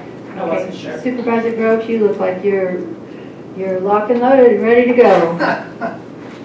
So, And Madam Chair, before you do this is Margaret Longhead.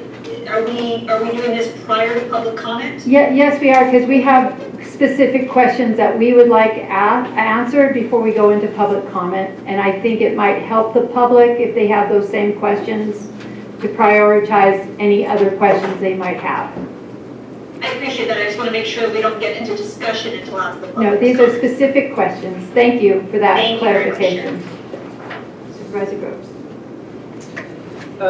So the biggest heartburn I have in the EIR is the cumulative impacts section of it, which to me seems wholly inadequate.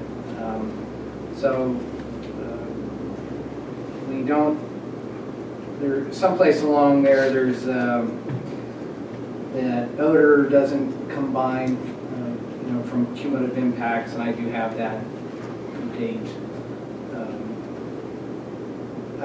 I guess basically I'd like to hear your spiel on cumulative impacts and why the document is accurate in basically saying there is no such thing.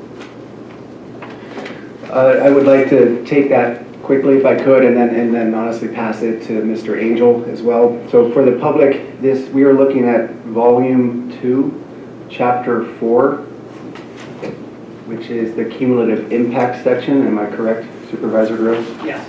So this of course was a component of the draft EIR. It has been revisited in terms of the final, or at least republished, I can say, rebound. To speak to it very briefly is the idea behind it is that the application of any of the mitigations for a particular site, those mitigations themselves reduce the impact of a particular site, the environmental impact of a particular site.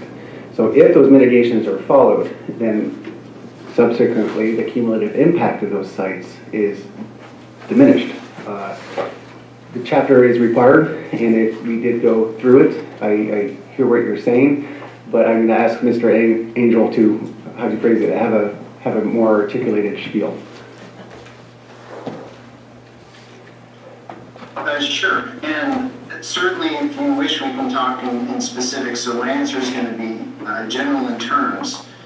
CEQA requires the cumulative impact analysis to define, first and foremost, what is your cumulative setting conditions, and in turn, do the cumulative impacts already exist? So that's what the EIR does. It defines what the geographic scope of the cumulative impacts are for each environmental technical issue, and it identifies projects or other land use activities are going on that are contributing to that cumulative impact, and whether that cumulative impact is significant or not. The next step is to determine whether or not implementation of the cannabis program adds to that cumulative impact, and is that a considerable addition or not? And in turn, does the mitigation or state standards or provisions in the program offset the cannabis program's contribution to those cumulative impacts? If it does that, which the EIR documents for each technical issue, whether or not it does, then you can determine that the impact is less than cumulatively considerable. And that's all laid out in the EIR in Volume 2, environmental topic by environmental topic. And I'm happy to answer any questions on any particular technical areas or aspects of that that you may have. So, yeah, our experience here is not that at all. We have businesses that have been hurt by, when the first grow came in, it wasn't so bad. The second one came in, it was, and these are legal grows, that it became problematic, and then the third, and now, you know, people are looking to add fourth and fifths within a 25-acre spot next to another business. The odor is greater, the noise is greater, the aesthetics is definitely degraded. So I don't see how within, say, a 50-acre spread or even a 100-acre area, if you have one 10,000 square foot grow, there would be no more impact than if you had 100,000 square foot grow. It makes no sense, and on the ground, it's not how it works out. So we don't look at any mitigations for cumulative impact, just saying what we're already doing is enough, yet that we can have back-to-back 5-acre parcels with grows on it. And it just doesn't wash for me.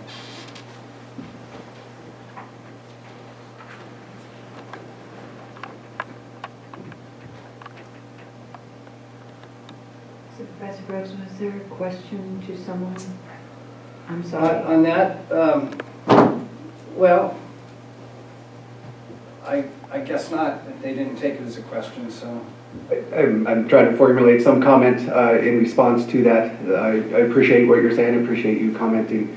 I would say one thing to point out is that the EIR itself does not say specifically talk about siting of where all 530 licenses are going to go. That would be speculative, I think, for us to understand where the project would build out in the future. And so at the time that this was initially drafted, I think there was 282 or 280 plus licenses at the time of the notice of preparation in December 2018. So to foresee or to know where each license would be in terms of the 530 in the future and over time was not something that could be foreseen, I think, by staff as we were drafting this. So I'd ask that you consider that. More than that, too, is the idea of turnover, the idea that any particular site could be licensed and then the following year not licensed to move to somebody else in a different part of the county comes into the program. So I just want to point that out in terms of citing for the program as a whole. So that, I think, is relative to the question of cumulative impacts for that particular Chapter 4 of Volume 2. I would also say that if you were to review the alternatives, then you'd understand that some of the alternatives that are presented to you do actually consider citing in terms of limitations of particular operations within certain watersheds with certain criteria. It also mentioned within those alternatives limiting the number of licenses. So if you wish to pursue the question of cumulative impacts in whatever fashion you choose, then I would highlight that the alternatives do speak to that to some degree. But it is a flaw maybe in the program, and definitely in the EIR, in my view, that since we don't spread them out, I think you would agree that 530 licenses in the Higham Palm Valley would have a cumulative impact if they all happen to migrate there. And so somehow we have to mitigate that. And so in District 1, we've mitigated it through opt-outs, which has spread them out. But I just, people are being hurt by the fact that we can have these clusters and we're not mitigating that in any significant fashion, in my view. Again, thank you for the comment. I would suggest that in some ways this conversation gets beyond my ability to speak to, because it brings up issues that have essentially long been settled, even though there's still moving parts. And by that I mean the urgency ordinance, by that I mean the stacking considerations, by that I mean the entirety of Chapter 2 in Volume 1 of the final EIR, which does speak to components such as opt-outs. Not the carve-outs that are in the existing ordinance, but actually opt-outs themselves as a method for particular communities, however defined, could either choose to or choose not to be part of the program. So when this was drafted, we were using the existing ordinance. And any subsequent change to that ordinance then becomes a complication. Where we made this choice a long time ago is to just set the bar at that point in time, because we had to. We couldn't continue to change the project description. We couldn't continue to change the analysis of the EIR. We needed that one point in time. So with respect, I understand that these conversations are continuing in terms of citing considerations, say again, stacking or the urgency ordinance or opt-outs. I would suggest that as you're thinking of your particular part in the action today, understand that Chapter 2 was written in part with the spirit of the idea of moving forward, where those considerations could come into play for a future action, for a future board meeting, I should say. I would also suggest that some of the considerations, at least in terms of on staff's part, is there's a notion of, is it better to have all cannabis in one location, or is it better to have it across the entire county? Is it better to have every community touched by a cannabis operation in one fashion or another, whatever type of operation, or is it better that those operations are centralized?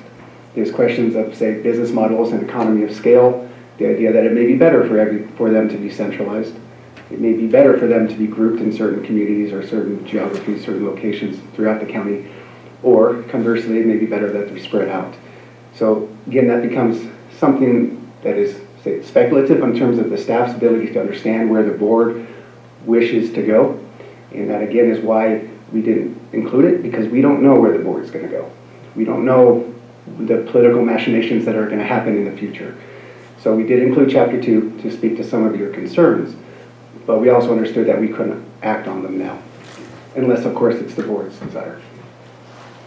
Well, I would say, and this won't be in the form of a question, so I think we've made your stance clear, that from an environmental standpoint, it doesn't matter what our political thoughts are at this point, and then I would have really liked to have seen more cumulative impacts put in. So let's switch gears a little bit and go on to the power, and this was in Volume 2, pages 3, 13, 10. And so especially in light of what was in the paper last week about real issues with power use,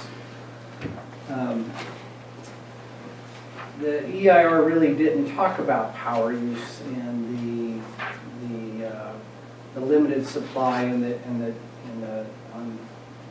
overload onto the system. We're seeing that Junction City's having power issues, and so I guess the question would be, why was power not really brought in as under other utilities, under the EIR,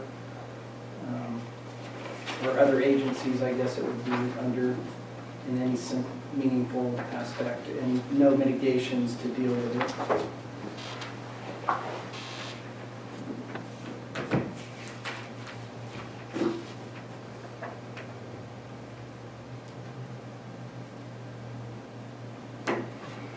So I'll speak to that just briefly if I could, and apologies if it doesn't get to maybe the core of your particular comment or question. In the public services section, I think it's important to note that it's related to further or additional, say, facilities that need to be built in order to accommodate, in this case, the cannabis program.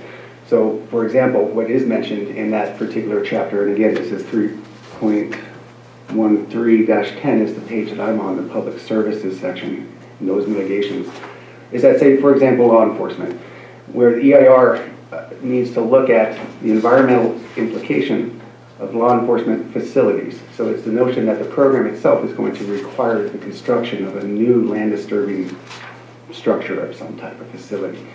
So again, that's not to the core of your question. I did just want to point that out, is that the EIR is looking at it from a fairly narrow lens, in that could relate to power perhaps, but I can ask Mr. Angel to speak to that more if he wishes. Well, I would point out that I think that's precisely the point, is to supply power, is that there's going to have to be a lot of infrastructure built up within the power grid, which would have an environmental impact. But I'd love to hear what Mr. Angel has to say. Yes, there's an entire section of the EIR devoted to energy use. That's in volume 2, it's 3.6 that addresses this and identifies a variety of state requirements associated with not only cannabis use, but CEQA's requirements of looking at projects that may generate wasteful or inefficient uses of energy. In fact, one of the things the Planning Commission spent quite a bit of time on was the state has renewable energy requirements for cultivation uses that will be effective come 2023. And we included a mitigation measure that basically fit into that measure as well. So in regards to the extension of infrastructure, again, this is a programmatic document, so we don't know exactly where such infrastructure may be built, but the EIR does programmatically look at environmental effects associated with infrastructure extensions, such as, and in that circumstance, we do have a whole discussion in the wildfire chapter about measures to ensure that the installation of electrical facilities don't present new wildfire risks. So it has been addressed in the EIR consistent with state law and cannabis provisions as well. Well, it does as to the state law, but it doesn't do it as in our local power utility and our ability to handle the grid load and the infrastructure buildup. But I'll take that answer, and then I will point out there is a mistake in that, and I don't know if this is the proper time, that when you talk about renewable energy, Trinity County does not have any renewable energy. We are renewable compliant, and so I think that's an important change that needs to be made in the document, because dams are not considered to be green power, or large dams over 50 megawatts. And so there was state legislation to allow Trinity County's power to be deemed emissions free. Renewable compliant. Renewable compliant, yes. So I think that's a change, just so it's a slight technicality, but in the end, we don't have any renewable energy here.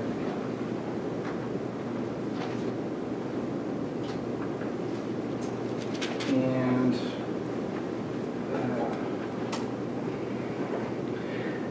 Thank you for that comment. If I could jump in just for a moment and defer to Mr. Cole in terms of that, the implications of any type of change along those lines. That I do not believe would specifically reflect on the ordinance language itself, but if it's the wish of the board, that is possible for us to talk about that. However, I'm conscious of the idea of public disclosure and recirculation ideas. So the issue, let's summarize the issue one more time. So renewable energy for my part, just simply put that if it's the will of the board to change the language in a chapter of the final EIR, and specifically volume 2, just briefly to outline it, is that, how would we proceed with that?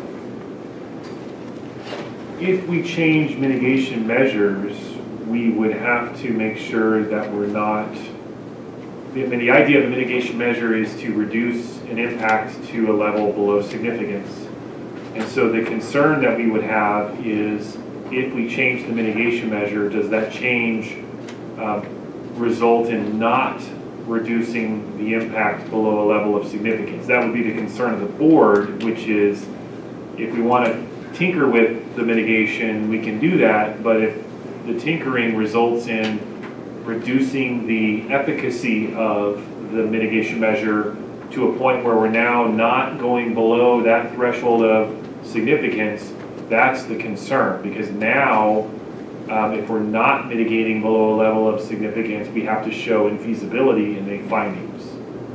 So that's the issue. Now, when the Planning Commission tinkered with some of the mitigation measures, we were able to, handle that by not going below the level of significance on any of those. So that's the only concern here, and really the question is for the board. I mean, the board would have to make findings, and the board would have to be of the independent judgment that these mitigation changes are needed, and that they're not going to result in impacts crossing the significance threshold. Or if they are, we make specific findings as to why we're doing that. Derek, I would make the case that this is actually just a, on the energy compliant, that this is just a definition change and not a change in the EIR. So, it says, and I'm not in the EIR right now, but it says 100% renewable sources. And I'm just wondering, since we have no true renewable sources here, are considered compliant with the renewable laws, that we would say 100% renewable compliant sources. And I don't see that as anything but a definition change. And that, I would say, if that's an example of where, the board is making a change, but that it's not creating any new impacts or reducing the efficacy of a mitigation measure, but simply clarifying it. And that's perfectly acceptable, and the Planning Commission did that on a few occasions. So we can do that, absolutely. I'd like to invite Mr. Angel to speak his mind.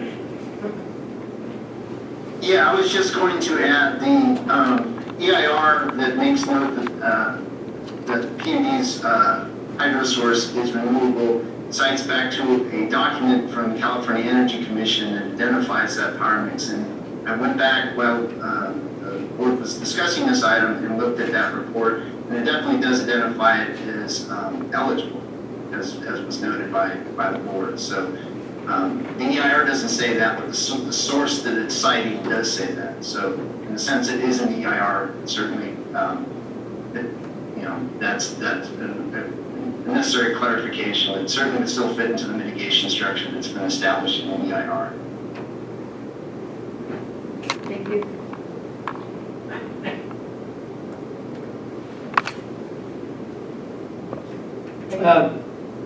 Yeah, so that I would request that we change when the time comes. And I still have a lot of heartburn. And hopefully in future versions we can look at the power infrastructure and how it looks. And I don't know how we get around the cumulative impacts at this point. So that's my questions for now. Thank you. Thank you. Supervisor Brown? I do. Thank you. Just kind of some general questions, and then I'll target just more specific questions. I think, correct me if I'm wrong, but the intention is that this would also tier into the state environmental document where it can. Is that part of the goal here?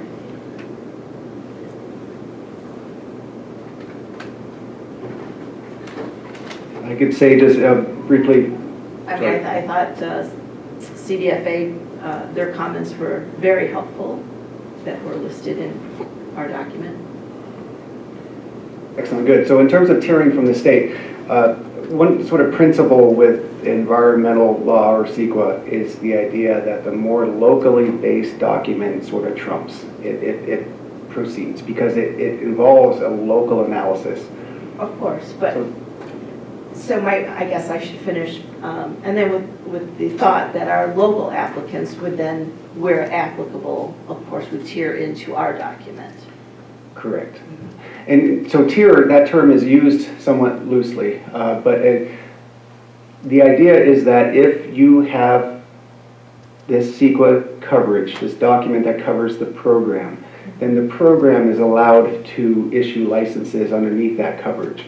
So the program itself, the Cannabis Division, will issue licenses that is essentially covered by this document, as long and make a determination that any particular license meets the requirements of the ordinance and meets the requirements of this document. So in some ways that is tiering, yes, but there's no requirement that an individual license will have to functionally produce its own CEQA document that would fit the classic term of actually tiering. There's no need for that here unless there's some unusual circumstances on any particular site. So once, if this is adopted, program has coverage, program can issue a license based on a determination of compliance, then the state can look at that local county determination and follow suit with their own licensing process and applications.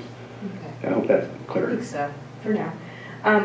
Then on a couple other questions, I think it was Chapter 2, you mentioned there were a variety, a menu of items that would be addressed later in the future. I know you mentioned a commissioner might have mentioned where's the retail portion of this, but that requires its own ordinance, but it's lining up to have its own environmental document once the ordinance is adopted down the road. Am I understanding that correctly? Correct. So in terms of storefront retail, this document does not speak to that. Nor does it to stacking, as you mentioned. There is, I will refer to Mr. Cole, there is language in here related to stacking in terms of the 843 and 823, I believe. So that is something to note. But in terms of storefront retail, my understanding is that will go through a separate process. It may be able to use components of this analysis, but more than likely it's on its own track. And then in terms of, if I heard you correctly earlier, accumulative impacts, where it's cited will be addressed at the individual application's site. I mean, that's where some of that analysis really goes deeper in terms of where it's located and any other issue might have some impacts. If you look at the ordinance, and particularly the amendment to what we're proposing here, there are very few citing limitations or conditions that are placed in the existing program. There are some, and there's including setbacks and variances. That whole conversation, there is the idea of proximity to sensitive receptors, and so there are some citing limitations, but generally speaking, it's fairly open in terms of the idea of where or how closely operations can be next to each other. I would support the idea of in the future moving on any number of different ideas in terms of program improvement, but we were working with, again, what was existing and what this board had approved. And then my sense, kind of related to that, is as more enforcement happens on illegal grows, which contributes, although it's not part of our baseline or it's not part of the snapshot that this EIR takes, my sense is that their impacts would be reduced, whether it's power usage, whether it's, too many straws in a creek. And though enforcement doesn't really get considered in this document, my sense it will help with future current accumulative impacts overall, legal or otherwise. I would agree. I think that's it for now. Okay, so at this time, Director Hunter, could you please read the prelude to the public comment, and then we will open it to public comment, unless there's anybody else that has just thought of something that I see movement. It's really hard not knowing. Okay, we're going to go with you. Director Hunter, could you please read that statement? Thank you. Thank you. For agenda item 2.1, when requesting to speak to the board, please use the raise hand feature or message me directly. The raise hand feature on the computer will be next to the chat option, and on the mobile app will be in the more section, in quotes, more. You will have 3 minutes to speak at your turn, and the timer will be shared on the screen for everyone to see. When it comes to your turn, I will announce your name for the chair. The chair will acknowledge you to speak, and then you will be expected to state your name, as the Zoom IDs are not always the correct name. After you've stated your name, the timer will start. After you finish speaking, please lower your hand. Thank you, Mrs. Hunter. I appreciate that very much. At this time, we are opening to public comment. Good morning and welcome.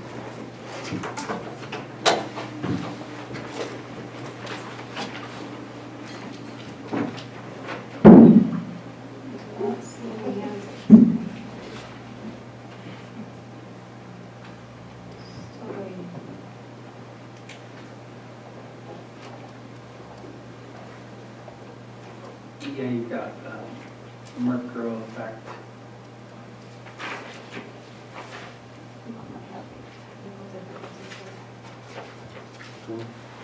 The hands aren't showing up. It's showing up on mine. I've got one. I see one. Yeah. Go ahead and say his name for me. Keep it. Okay. Yeah, macro effect. Marquio? And I can't hear the last name. Latik. Latik, and we apologize on any mispronunciation. Marquio. Marquio. Marquio. Like Marcio, help us out here. Unmute yourself. Mr. Latif? I read it as Mirko Fatik. Fatik. Mirko or Mirko. Your hand is up and... Is he muted? No. You are muted. If you're speaking, we cannot hear you. His microphone is on. You unmute him? Is he unmuted? He's unmuted. I think he's trying to talk. Madam Chair, this is Susie. He's unmuted, but I can't hear him on the Zoom either. Okay, so thank you. We cannot hear you, sir. Bobby, he just sent a chat. He's unmuted, but he's going to call in by his phone. So maybe if we want to go to the next person. Yes. I know Adrian Keys had chatted that he would like to give a public comment. Okay, apparently our hand raising isn't working for those on Zoom, so go ahead and contact Ms. Hunter or Susie through the chat, and we will take your name and call you accordingly. So Adrian Keys, welcome. Hey, good morning, Chair Chadwick. Thank you very much. It's Adrian Keys from Hayfork. I'm the board president of the Trinity County Agriculture Alliance, and I just want to thank you for giving us this opportunity to comment today. I'd also really like to thank Mr. Kolbeck for providing, very clear and very helpful, insight into the into the implementation of CEQA. It's really helpful to have a better understanding of how this law functions. And I think that we've come quite a long ways over the last year. So thank you very much. And I'd also like to thank Mr. Rose. I haven't had a chance to meet you yet. I'm really looking forward to it, but I can really tell that there's a little bit more cannabis-related experience and knowledge behind this topic at this point. So thank you both. I want to reiterate that I really do feel that the three topics that we brought up as Trinity County Agriculture Alliance are pertinent and meaningful to us, and I believe that we can enact our requests without being in violation of any sort of law, so I'm very glad to hear that.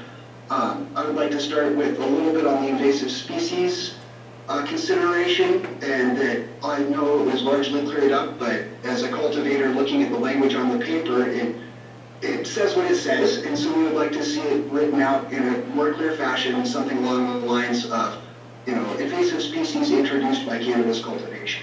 I'd be really worried, looking at it the way it's written, that we'd be encouraging, like a massively increased use of herbicides just to come into compliance, and that would certainly not benefit the environment. And as far as odor goes, following the conversation, I understand everybody's positions on that. I think the last thing that I'm stuck with is what is the definition of a significant number of people? Beyond that, I think we've made a lot of progress. I would like to see the alterations suggested made. That, in order for clarity, obviously it's not a mandate to move indoors or into a mixed-light facility, but it does state that. I think that just using technological implementation or whatever the exact language is in our statement would be more appropriate, because it could include either one of those. And per Supervisor Grove's comment, I don't think we really need to be encouraging, the use of high-intensity discharge lights and, all this extra power that is apparently beginning to cause problems in other neighborhoods. And given the road geometry, I really hope that we can work that one out. I understand it is only applied in certain conditions, but I would like to see that made significantly more clear, or just stricken, because all the manufacturing and distribution licenses have to perform their own CUPs anyway, so there's really no point if cultivators don't have to do this generally. It's triggered by a project of the size that would require a CUP to begin with. All right, well, thank you very much, and I'm looking forward to getting this thing passed. Thank you. Thank you, Mr. Keys.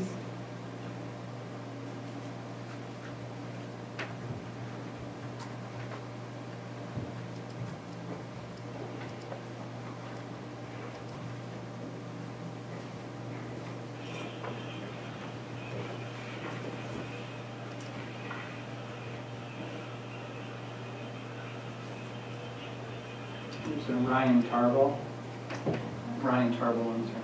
Ryan Tarbell, good morning and welcome. Ryan, unmute. Yes, I'm here. Thank you. Good morning, welcome. Ryan Tarbell, good afternoon, Chair, Supervisors.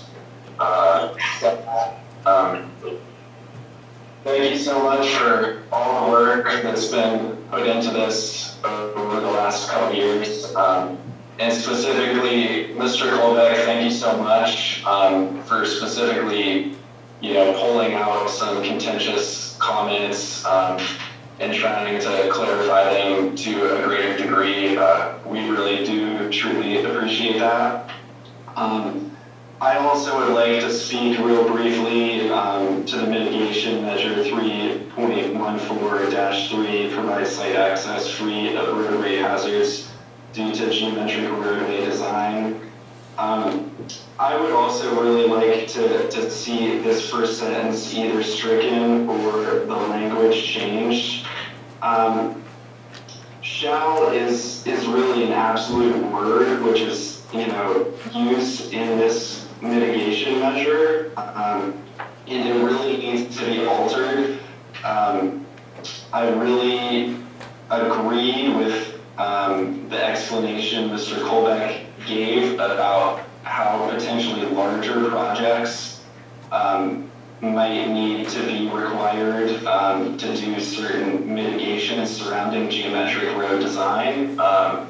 I would like to bring up to this point, none of the cannabis CUPs for various projects that have been passed through the board have required anything in regards to geometric road design.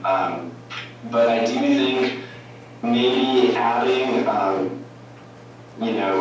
would like to see this sentence, that first sentence stricken, but another alternative might be cannabis projects requiring a CUP may be required to comply with Chapter 12.10 design policies of the Trinity County Code of Ordinances. Or another option would be to list the threshold that would basically trigger this mitigation measure in terms of trips per day to any sort of cannabis facility. Again, thank you so much for this time to comment, and I would also like to see this resolution pass with the changes that we presented. Thank you. Thank you.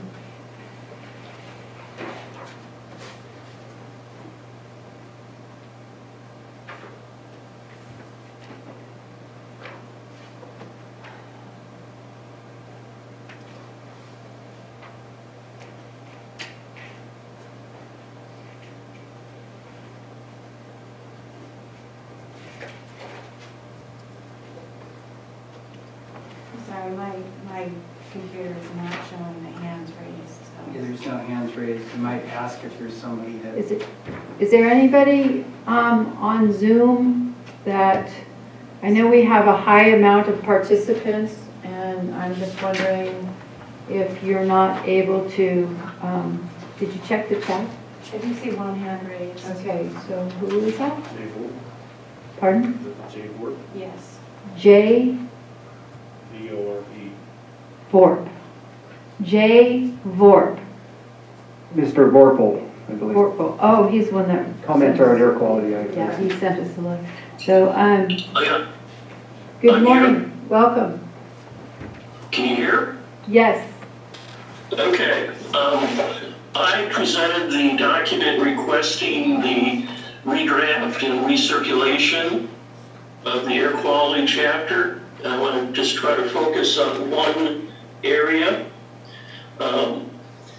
Considering significant information that requires a redraft and recirculation, and it says a significant information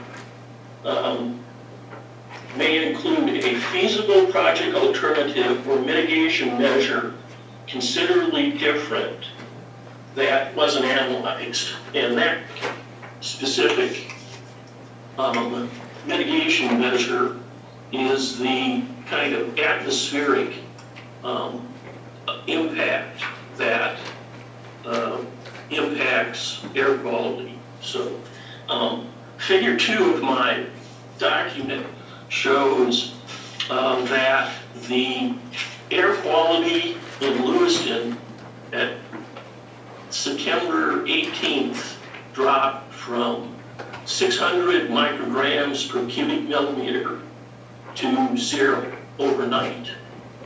And when you start to calculate how many tons of PM10 were mitigated that night, it comes to 2.5 million tons.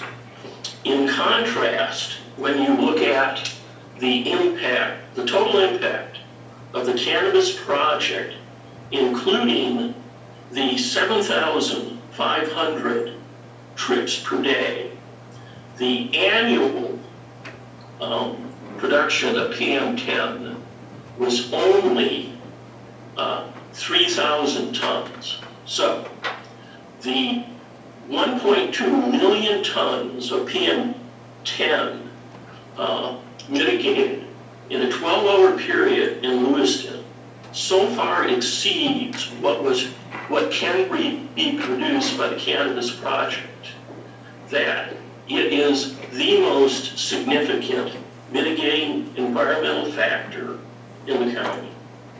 And that was ignored in the environmental impact report, and I believe that requires redraft and recirculation. Thank you. Thank you, sir.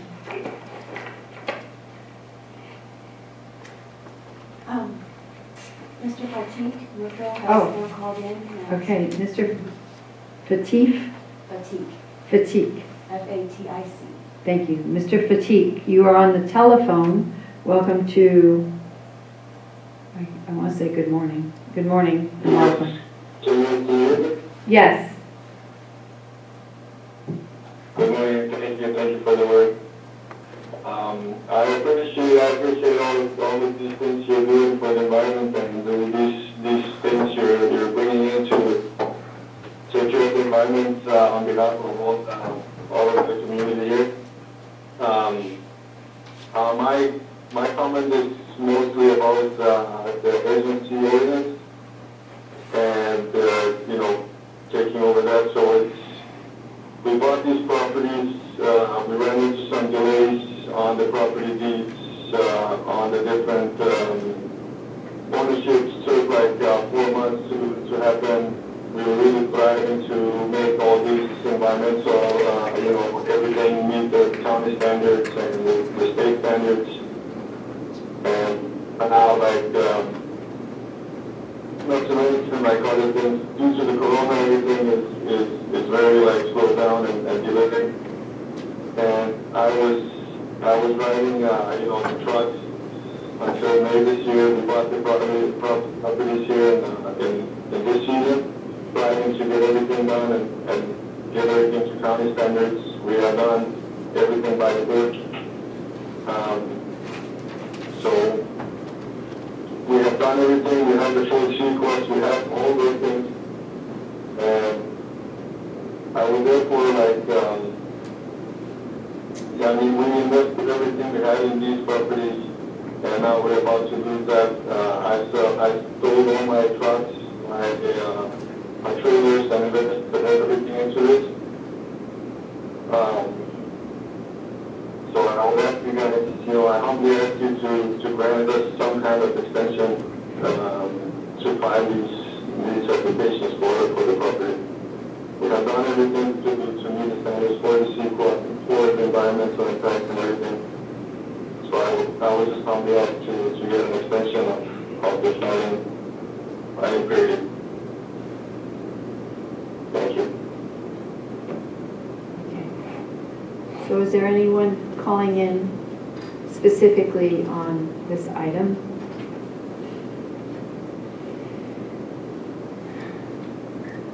I do not see any hands raised.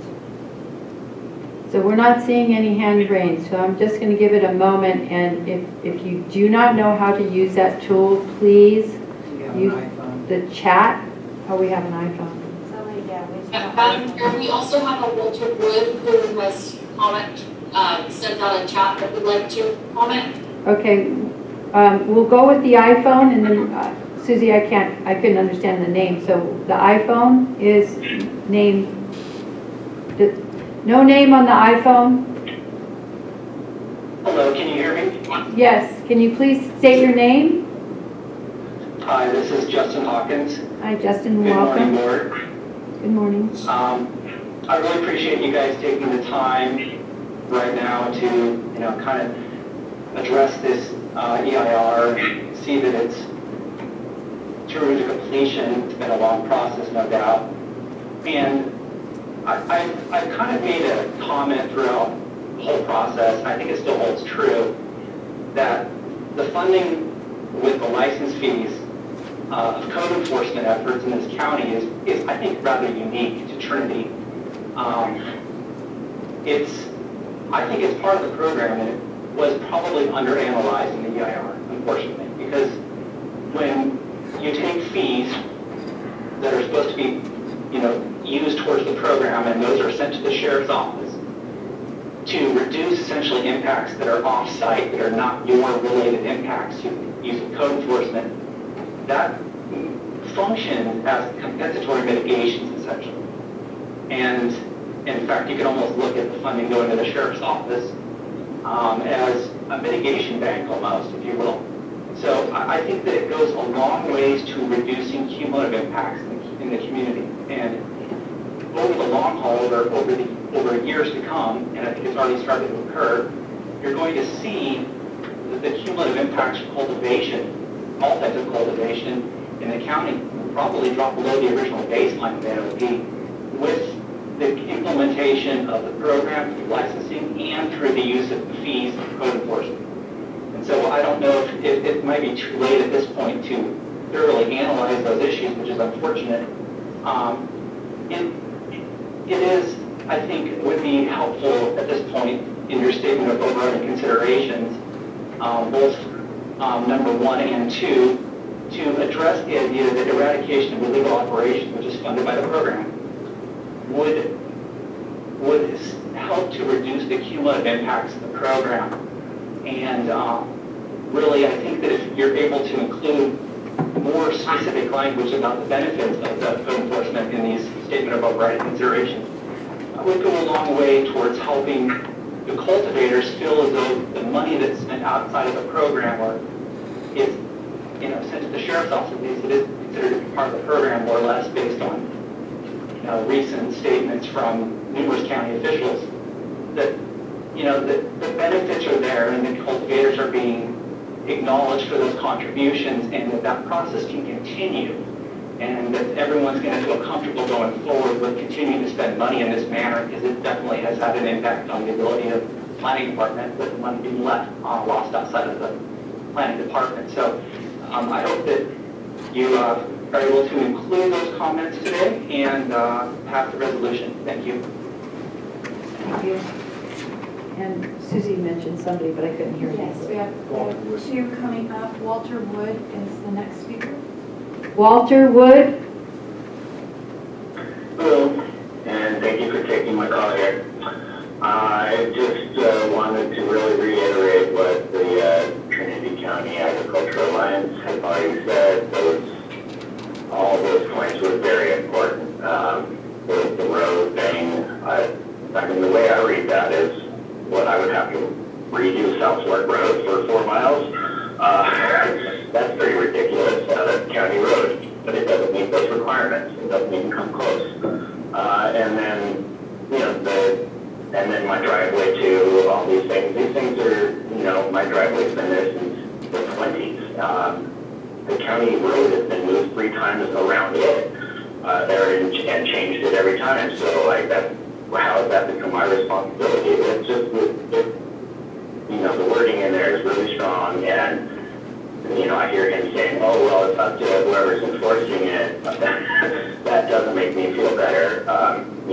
There's different, everyone's got a slightly different look at it, and some guy can come out and be like, no, I don't really like your location. Let's make you redo all these things, and it smells, or these things it's really over the top, and Trinity County Ag License recommendations are right on. I'd say thank you very much. Thank you. The next speaker is Kevin Siegel. Kevin Siegel. Can everybody hear me okay? Yes, sir. Thank you so much. I appreciate everybody getting together today. I recognize a tremendous amount of work ahead to remedy the compliance issues in the Cannabis division. I get that. I felt that from the last meeting. And I understand the direction Mr. Cole is recommending in prevention of potential liability brought forward by allowing additional licenses to be issued without CEQA compliance review. You have advised a 1-year extension for the roughly 280 cultivators that have issued a county license. They continue to operate without a CEQA review for the 2021 season. What I'm challenging is simply the definition of new licenses, and specifically the 70 or 1,670 that were negligently left in limbo. We have represented the county has represented expectations for licensure. You've let the good people of the county spend years and tens of thousands of dollars to do the diligence. And like me, I completed everything last season in the middle of the summer. The problem here is you took my money, you guided my project, which cost tens of thousands of more dollars, and the county actually gave state approval in my case, but I'm being held hostage without the assurance of a physical county license. We are still within the 2-year extension provided by Governor Newsom with unforeseen impacts. Obviously with COVID in 2020, we can expect a continued leniency by the state and any legal entity. I respect the actions created by TAA. However, I am confident this is unethically leaving these licenses without a path for advancement could potentially create even new legal issues. All I'm suggesting is the licenses that the county approved to the state should be defined as issued and should be granted the same 1-year extension. If I have a new, or even some new mitigation that would potentially insulate the county, but no path for folks, for these 70, is simply evil. I again respect the workload of the Cannabis division, but if I was told that I had to iron out some challenges and I was going to turn off your ability to create compensation and or income for your family for several years, how would that work? for any of you, no income for your family for several years while we work out the workload that is ahead of us. I respect it. Sorry to hear that, but we have to find a path for these folks. I even think if it is given a year of leniency, it will allow to amortize that work, giving the Cannabis Division even more time to be able to get folks in compliance, doing everything we can to abide by the laws. I want to pay my taxes. I want to hire employees. I want to be a productive patron of the county. If another year is forfeited, we'll likely have no other option but to vacate the county or to mass together for some unnecessary legal action. Please understand, I'm simply asking for a responsible path to provide for my family, nothing more. Thank you for listening, and thank you for pressing forward with the EIR. We need this to be able to know what the rules are that you want us to uphold, so we can go out and do it. Thank you for listening. Is there anyone else?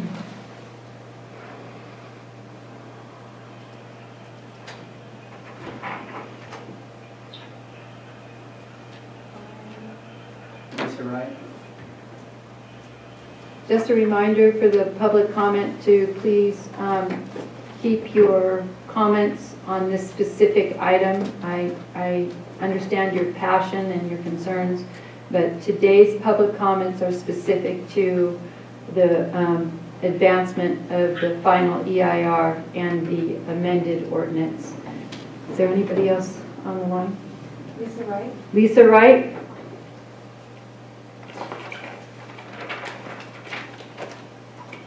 Ms. Wright, can you hear us? We can't hear you. Okay, there we go. Unmute? Yes. Are we good? Yep, you're good to go. Thank you, Madam Chair, Supervisors. Just briefly, I concur with much of what has been said. I would just again reiterate the importance of modifying the road impact section for some of the kind of over-the-top requirements that appear to be potentially being in the future imposed. So I will concur with that. I do want to understand, maybe staff can address for the audience here, how the urgency ordinance is affected by this, if it is at all, if it supersedes this. And then how is staff planning practical application of this ordinance should it pass?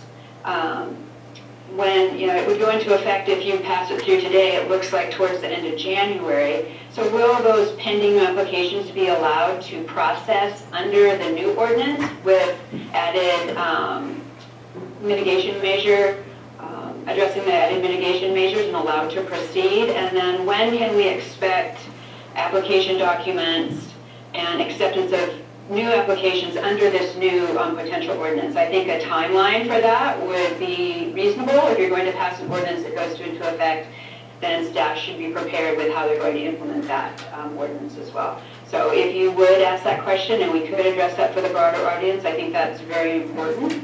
Otherwise, I do ask that you do proceed with this plan and with acceptance of the final EIR and the draft amended ordinance.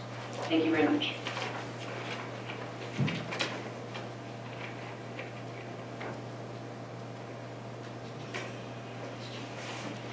Is there anyone else waiting to speak during public comment?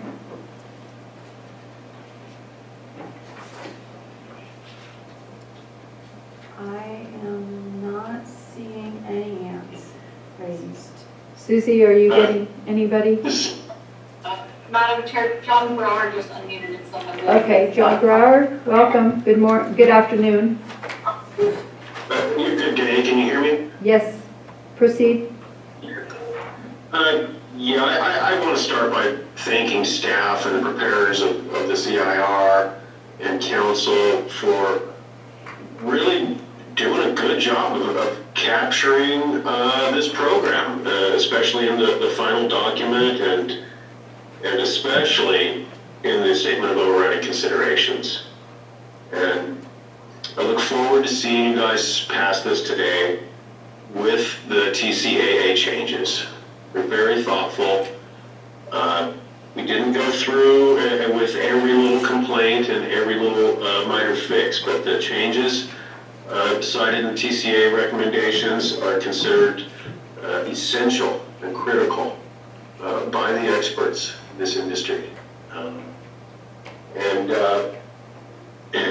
the geometric road design does need to be better clarified.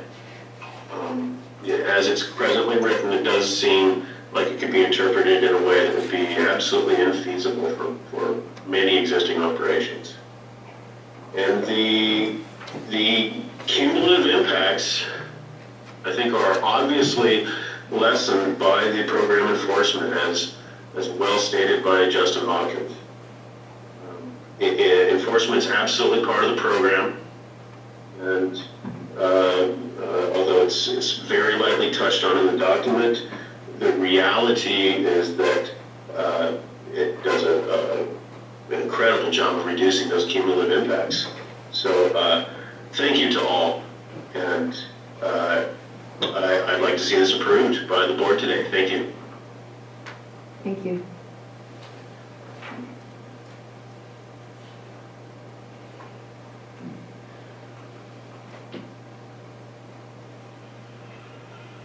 I don't see any hands raised. Susie, do you see anybody on the chat? I'm not seeing any new hands raised. I haven't, just got a chat from Deidre. Deidre Brower?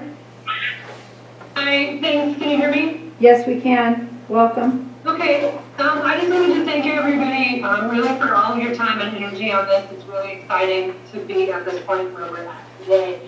And to also ask you to please consider the TCAA comment when you're making your I think your changes really help make a better, stronger program. Thanks again for your efforts. Thank you.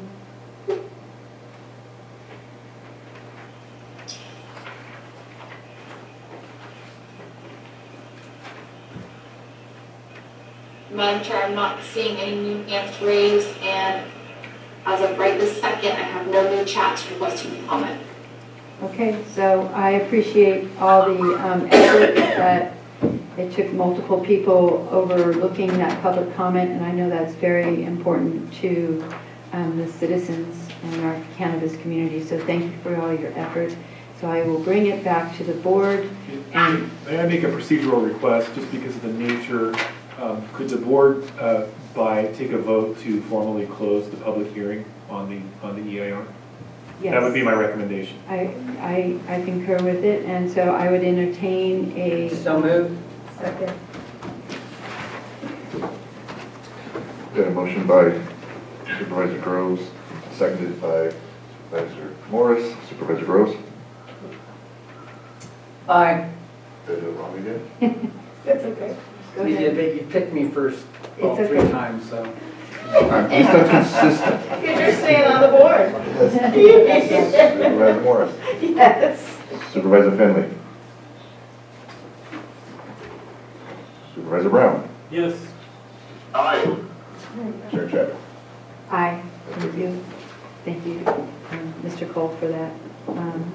So I am going to,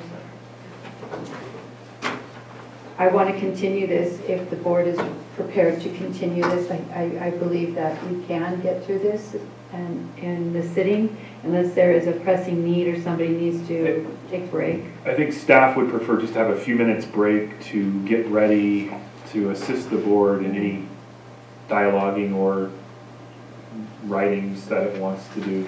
Okay, and I would ask that if there is any specific responses to the public comment, that it might help the board to receive those answers from staff, if there was any specific thing that you felt that needed to be addressed. So we'll take, it's 5 minutes. Madam Chair, are we talking about going right, are we going to finish the EIR first and then go to the ordinance, or are we talking about going to the ordinance now? No, I was talking just the EIR at this time. Thank you for that clarification. Okay.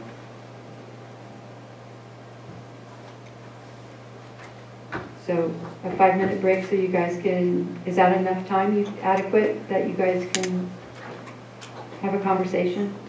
I believe so, yes. Okay, thank you. 5 minutes.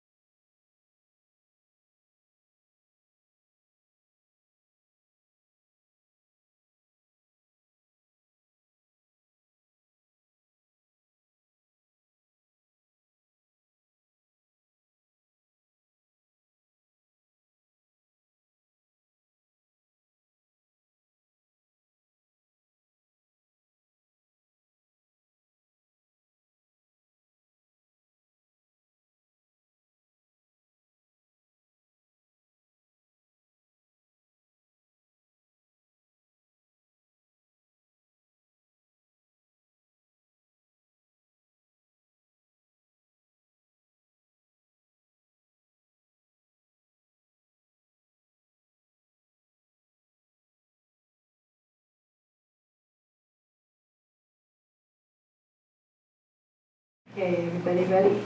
Supervisor Finley back on. Spinning around his chair right now, I think. Just spinning around. I think you keep saying call for the vote, call for the vote. Yeah. All right. Back in session. Welcome back. And we left off at recess for you guys to kind of work out who's going to take over what and answer any questions that you feel are appropriately needed on public comment. So I'll turn the floor over to you, Dr. Coons. Derek Cole. I mean, if you want to call me Dr. Cole, I'd be fine. Sometimes he's supervisor, so. Thank you. Madam Chair, members of the board, I will respond to a few comments that address what we perceive to be issues that trended toward the legal side, and then I will have David step in and answer questions that were more of a issue concerning findings or aspects of mitigations, and then he'll work with our consultant, Pat Angel. So one question that a few speakers raised or issue is the idea of enforcement, and the idea of enforcement being a mitigation or almost like an overriding consideration. So legally speaking, we are required to describe the environmental impacts of the program, and we have done that. We have certainly recognized that the implementation of an effective program will result in more enforcement because of the revenue generation. That's not really something that has to be addressed from the CEQA standpoint. It certainly is important to the function of the program, but under CEQA we are legally required to actually analyze the specific impacts, such as biology, roads, those sorts of things, and then describe how we're going to mitigate them. So we've done that. I do think the concept of enforcement is discussed generally, and it is there. So I think to the extent the speakers are raising that as an aspect of something that should happen and will happen, staff and I concur. We totally agree. And so it's not necessarily legally required for us to write that in, and my recommendation would be that we not do that, because I want to make sure that we address what's actually technically legally required, but we fully support the sentiment that was expressed by those speakers. There were issues raised about the urgency ordinance, and there were a few speakers who raised that issue. One gentleman addressed the issue of moving forward with licensing and the overlap of state licensing and local licensing. And again, as we indicated earlier at the beginning, technically that's not the issue before us. The issue before us is whether to certify the CIR for the program, and then we'll get to the second issue possibly, which is whether to introduce the ordinance. What staff can say is that this is a very important step in the ability of the program to function effectively. One of the main reasons why we have this program, besides simply providing reasonable regulation at the local level, but it is to set up our cultivators and other commercial applicants for their state licensure. And to the extent that this EIR is adopted, all of the mitigations are included in the ordinance, and we have a fully functioning program where everyone is meeting the standards of the new ordinance and all of the mitigations. To the extent that we can implement that as quickly as possible, then the program benefits. And when the program benefits, all of those who are in the program benefit. And so, while technically it's not before the board, the action items today, what we can say is that today's action item does need to happen so that we can have the EIR in place and we can implement that EIR, and we can do that as rapidly as possible, because once that happens, for the long-term benefit of the program, all of the people in that program benefit.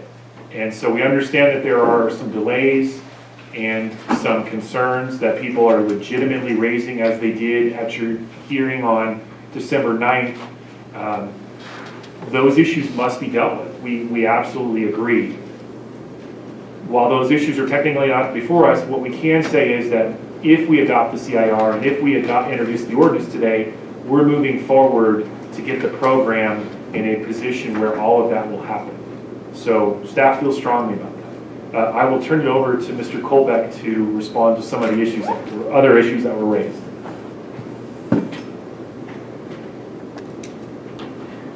Thank you, Mr. Cole. So I believe, if I'm not mistaken, there was 6 out of 10 of the commenters were speaking specifically to the Trinity County Agricultural Alliance comment letter that we had discussed previously. And those comments were in support of language changes along those lines. And specifically, I would say overall, the road issue was one that people were trying to speak to. So I would like to say that yes, we, at the will of the board is to make a change to that language. And staff suggests that it be changed to something fairly simple, but we say adequate. And that is at the location where it's saying that operation shall provide documentation to say as appropriate, comma, as appropriate. So that is a suggestion of staff. What that would mean, of course, for the board to discuss to move forward is that on page 40 of the findings, that language would need to be changed before progress could be made on that item. Page 38 of the NMRP would also be subsequently changed to, well, again, as you go.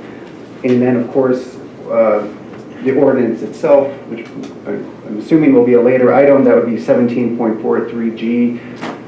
0.030 section subsection Z, I believe is where, in the only location where that mitigation is specifically included in the ordinance. So understand that it's staff's recommendation that we can make that change. Understanding that, again, in the future, when this mitigation is applied, it's reasonable that it only be applied appropriately. So that I will leave to the board to discuss and decide. I would make the argument further about the remainder of the TCAA comments that, from my perspective at least, and I don't mean to speak for all of staff though, is I would like to highlight specifically in mitigation,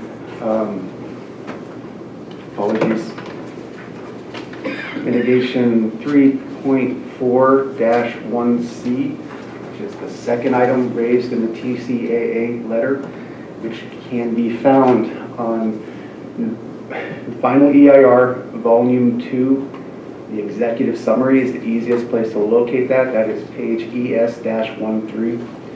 I want to highlight this because in volume 2, there are edits that were made since the draft. And so I want to highlight those edits. And I do believe that those get to the core of what TCAA is suggesting.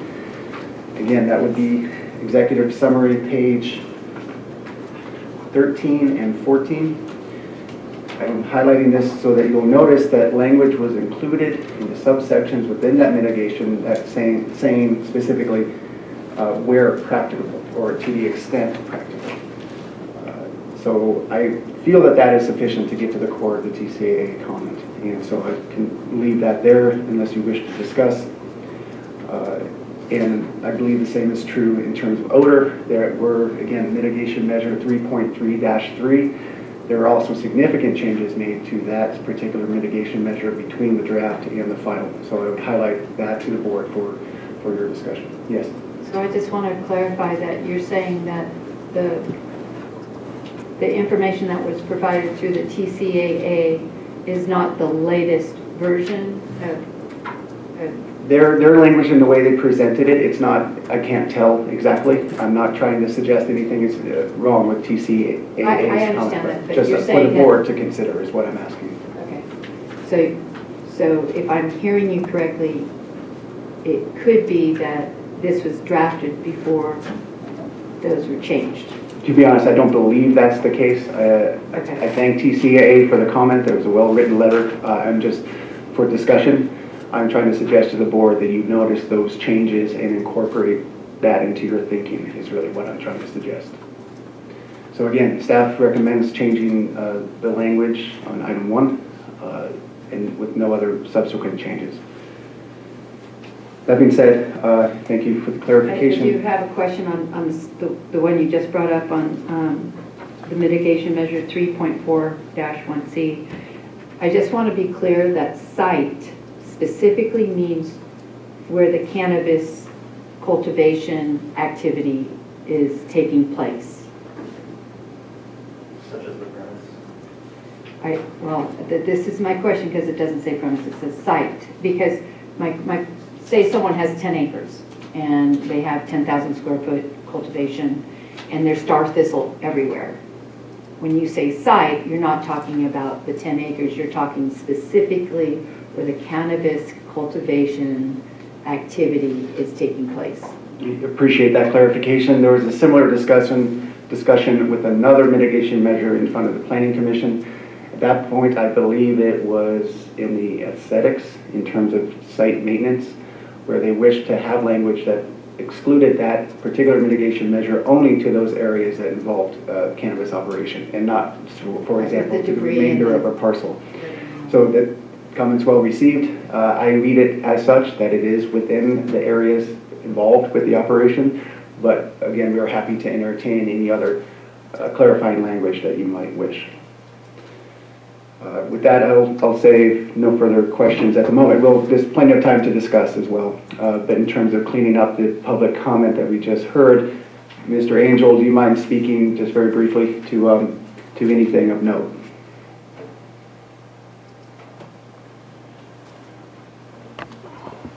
The impacting from environmental.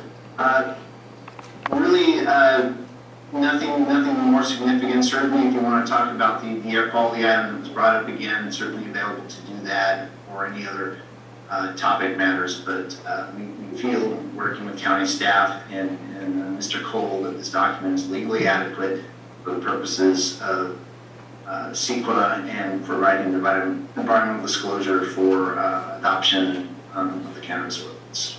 And I'm available for any follow-up questions. Thank you. Questions? Yes. Mr. Angel, you had stated that one of the TCA recommendation changes about odor was approvable by you.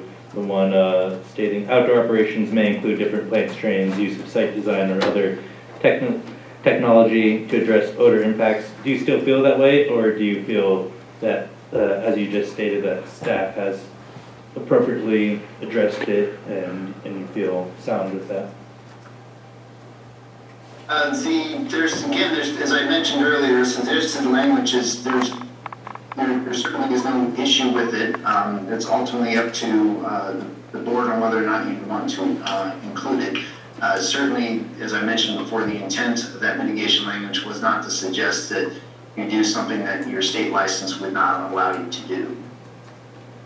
Thank you.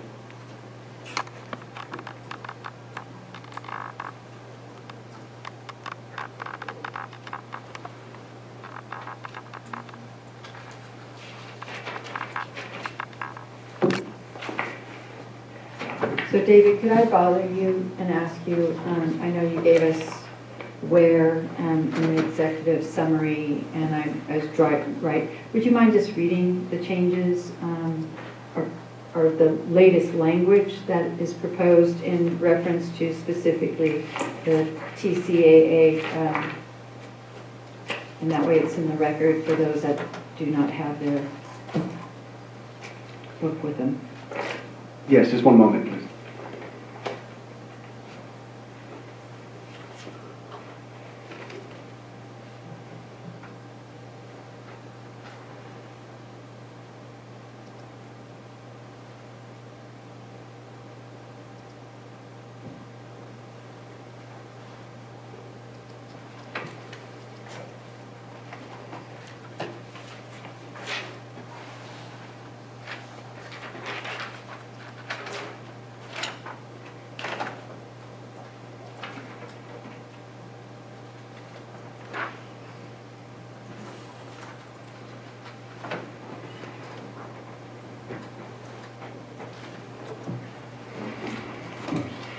Apologies.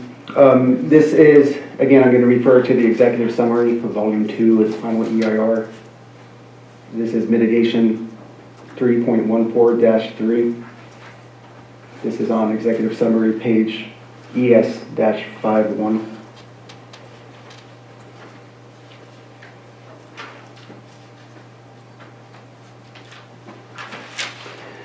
I used up a bunch of time there, I apologize, but could I actually get Mr. Cole to weigh in, because again, part of his role here is to make sure that the language is legally appropriate, and perhaps he can find the best location. The intention is to say as appropriate. This is, we're addressing the roadway issue, correct?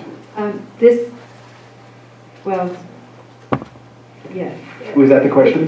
Well, actually, that one that I thought you just referred to was specifically on the second mitigation, but I want to do the first one too. Wherever there was a change from the recommendations that people would not have had until today, any of those changes that might affect this. Am I making myself clear? Well, let me ask this way. So staff is recommending, consistent with TCAA's request and recommendation, to change the word, to deal with the shall issue in mitigation measure 3.14-3.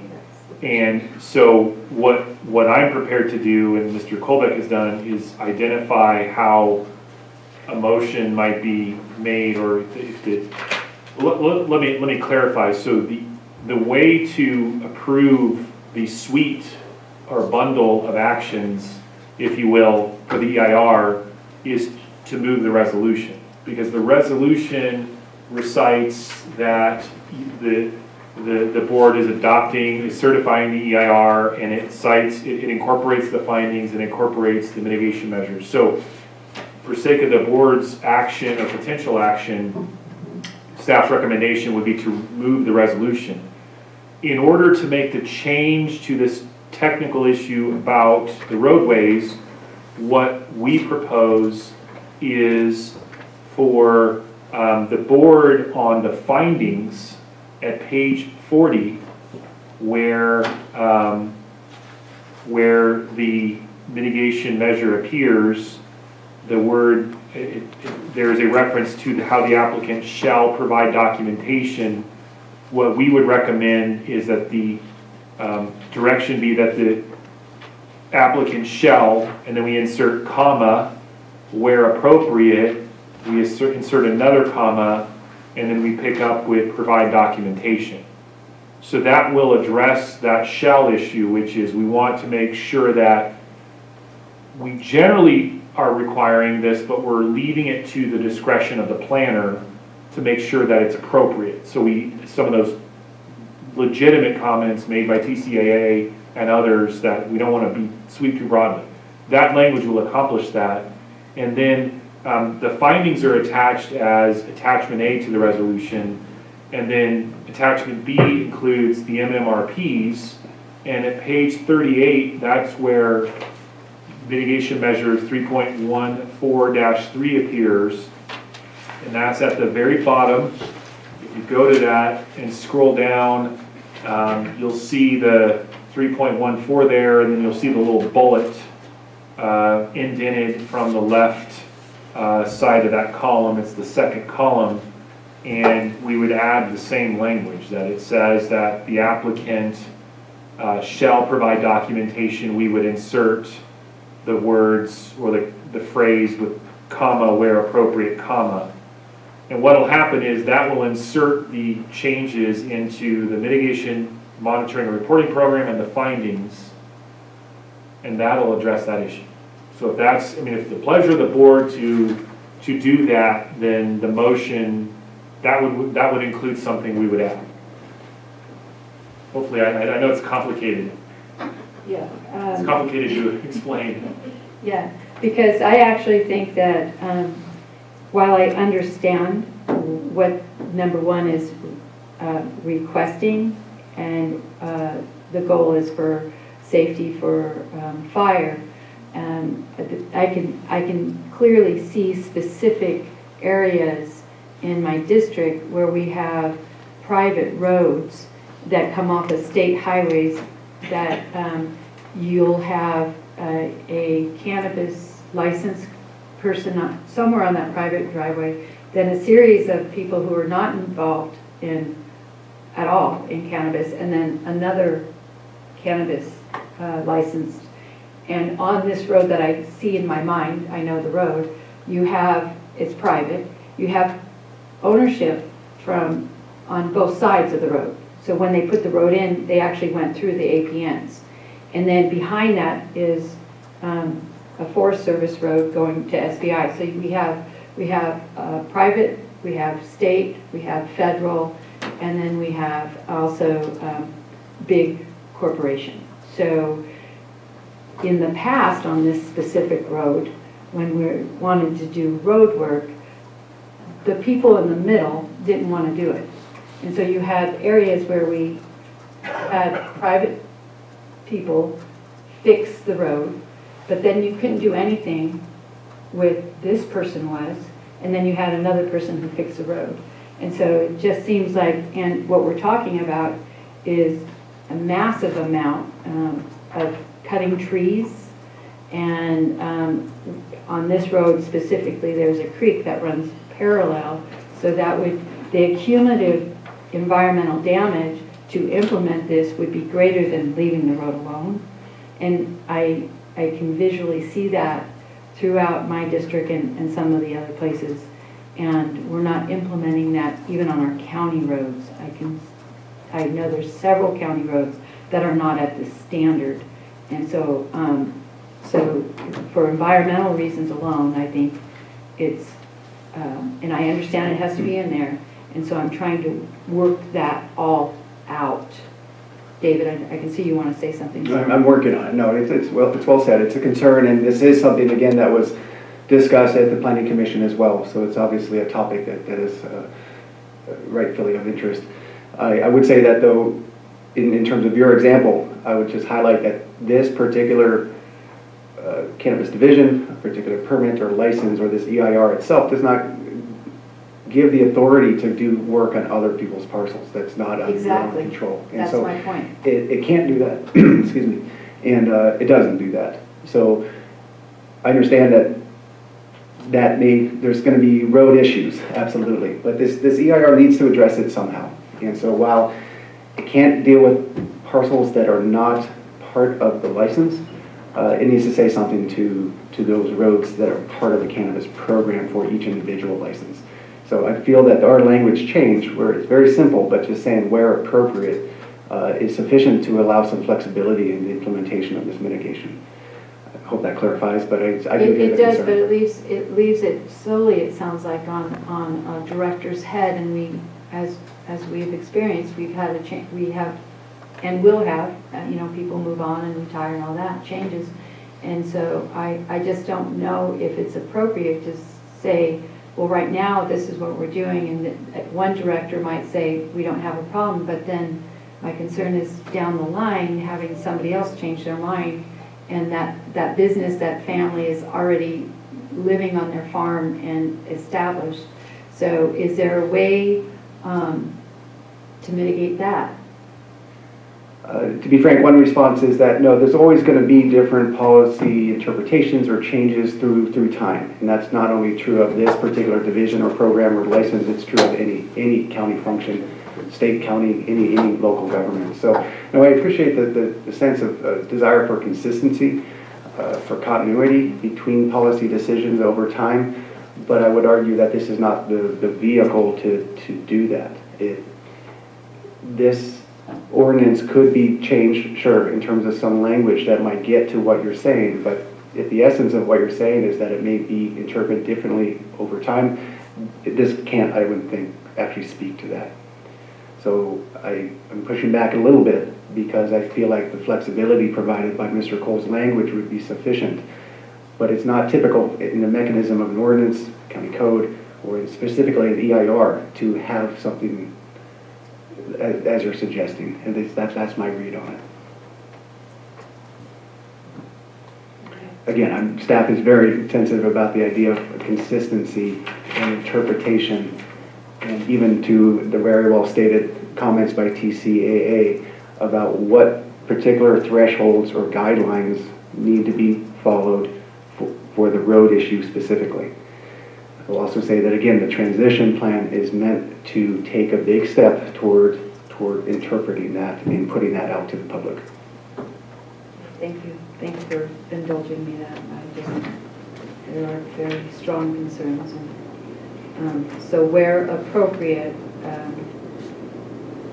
is what you believe satisfactory, Mr. Cole, and it would not hold up the timeline. Okay. Do you have a question? And then on the second one in the TCAA is the site. And I don't want to be redundant, but is there a way we can specifically, like they did with the trash situation with the Planning Commission and vehicles and abatement of cars and all that, maybe abatement, I shouldn't use that word, but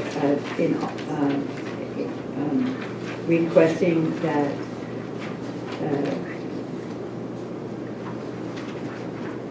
the site be defined as the cannabis cultivation area specifically. We use the term premise. Do we have that defined elsewhere? Which number? Which meeting? Do you have the? The number 2 on page 3 of TCAA. Okay, I see. So, and then, so I would like the word site, whether it's changed to premise, if it is defined specifically, then I'll let you talk to that. But also to make sure that it is as requested from TCAA. I understand the request and I concur with it. If it's introduced because of the commercial cannabis, but we know in Trinity County we have lots of invasive species, some of which we like, blackberry jam. It's not cannabis an invasive species?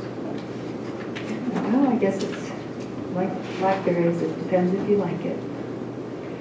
I just want to touch on the comment you made regarding the term site. The word site is used throughout the mitigation measures, and so I guess my concern would be if you're selecting this one in particular to make that change to the word premise. I don't know that it's going to really accomplish, I think, what you're trying to do there. In general, when we're looking at the site, it's the area where commercial cannabis activities are authorized as part of their license. So I'm not sure if that helps, or if you're looking for a more detailed definition of the term site. I just want to make sure that that's what we're meaning on that site, because we have used different words, and I just want to be really clear, because in our ordinance, it's also the farmer's home, and so they might have a pretty large parcel, and I just want to make sure that when we're saying that, we're identifying it specifically, and I want that understanding that that's what we're talking about. So it sounds like you're saying, yes, that's what we're talking about. Yes, and the issue that was raised during the Planning Commission meetings was a little bit different, because they modified the word parcel, which is, defined, where site is specific to what I feel is the authorized commercial cannabis activities. Do we have that defined in the EIR though? The word site? Yeah. I'd have to look that up, and I'll do that. I couldn't find it. Because we do not have site defined in the ordinance.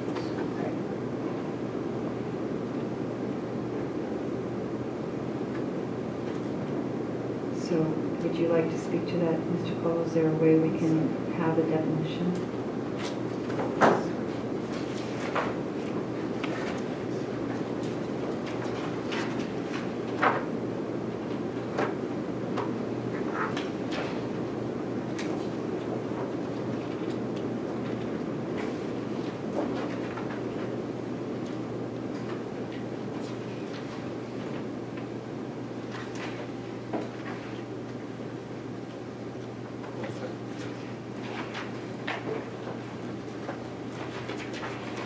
as Mr. Cole was looking through that, I do want to point out in the ordinance, which is on page 3 of 38, which again is in the staff or the board packet, premises is defined.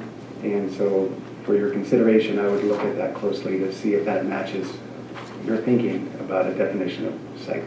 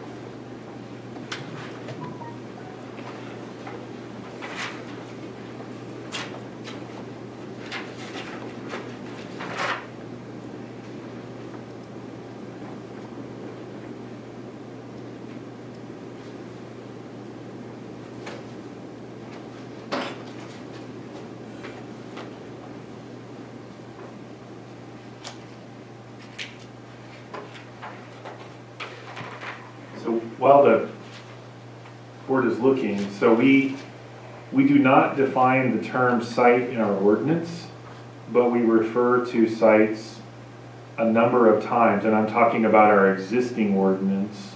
We refer to cultivation sites. We use the term cultivation site generally. So my sense is that the word the cultivation site, it's not defined. Whereas the word premises is defined, and premises is defined as the land and the structures affected by at least in the cultivation ordinance. My sense is that site and premises are synonymous. At least that's the intention. I'm not, we could clarify that. I don't know if that's staff's position. Yes, I would agree with that. That they are synonymous. And one suggestion could be that we could simply add in the definition section on the cultivation ordinance, which is 17.43, we can add a definition in alphabetical order that says site shall have the same meaning as premises in this chapter. And that would basically pick up every time we use site and make it coterminous or the same as premises.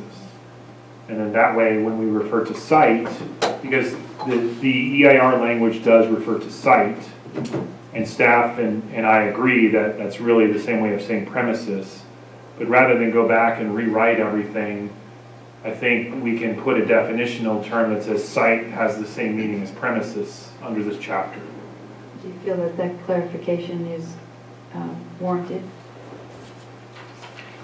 I mean, I think that it says it, when he says it like that, pretty clearly, but I'm not staff, I'm not dealing with it. To be honest, I have no opinion either way. It would be at the leisure of the board for deciding that particular change. Anytime you clarify things, yes, I would consider that to be a good thing, but I would say that right now we're technically not amending the ordinance, but we will be getting to that. And I think it's important for the board to express its understanding for the NMRP. We believe, staff believes that site and council, that site and premises are the same thing, because we're not, if you have 100 acres of land, we're not saying the entire land, and you're only, you're what we would call a premises only occupy half an acre. We're not going to require the applicant to go do things on 99 and a half other acres. That's the clear intention. So I think if we define site to include as the same as premises in the ordinance, then we don't need to worry about the MMRP, because that'll get picked up. In other words, that's the administrative determination.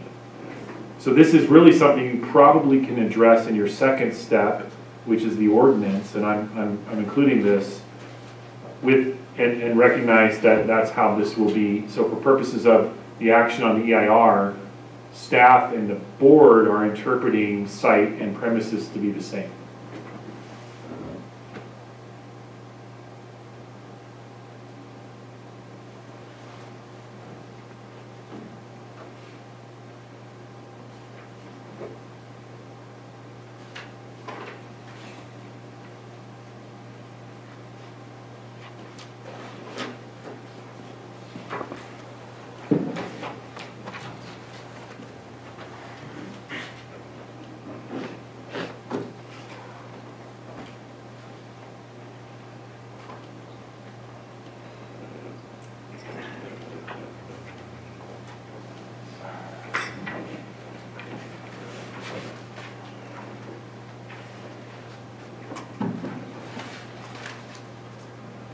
So on the third mitigation measure that TCAA brought up,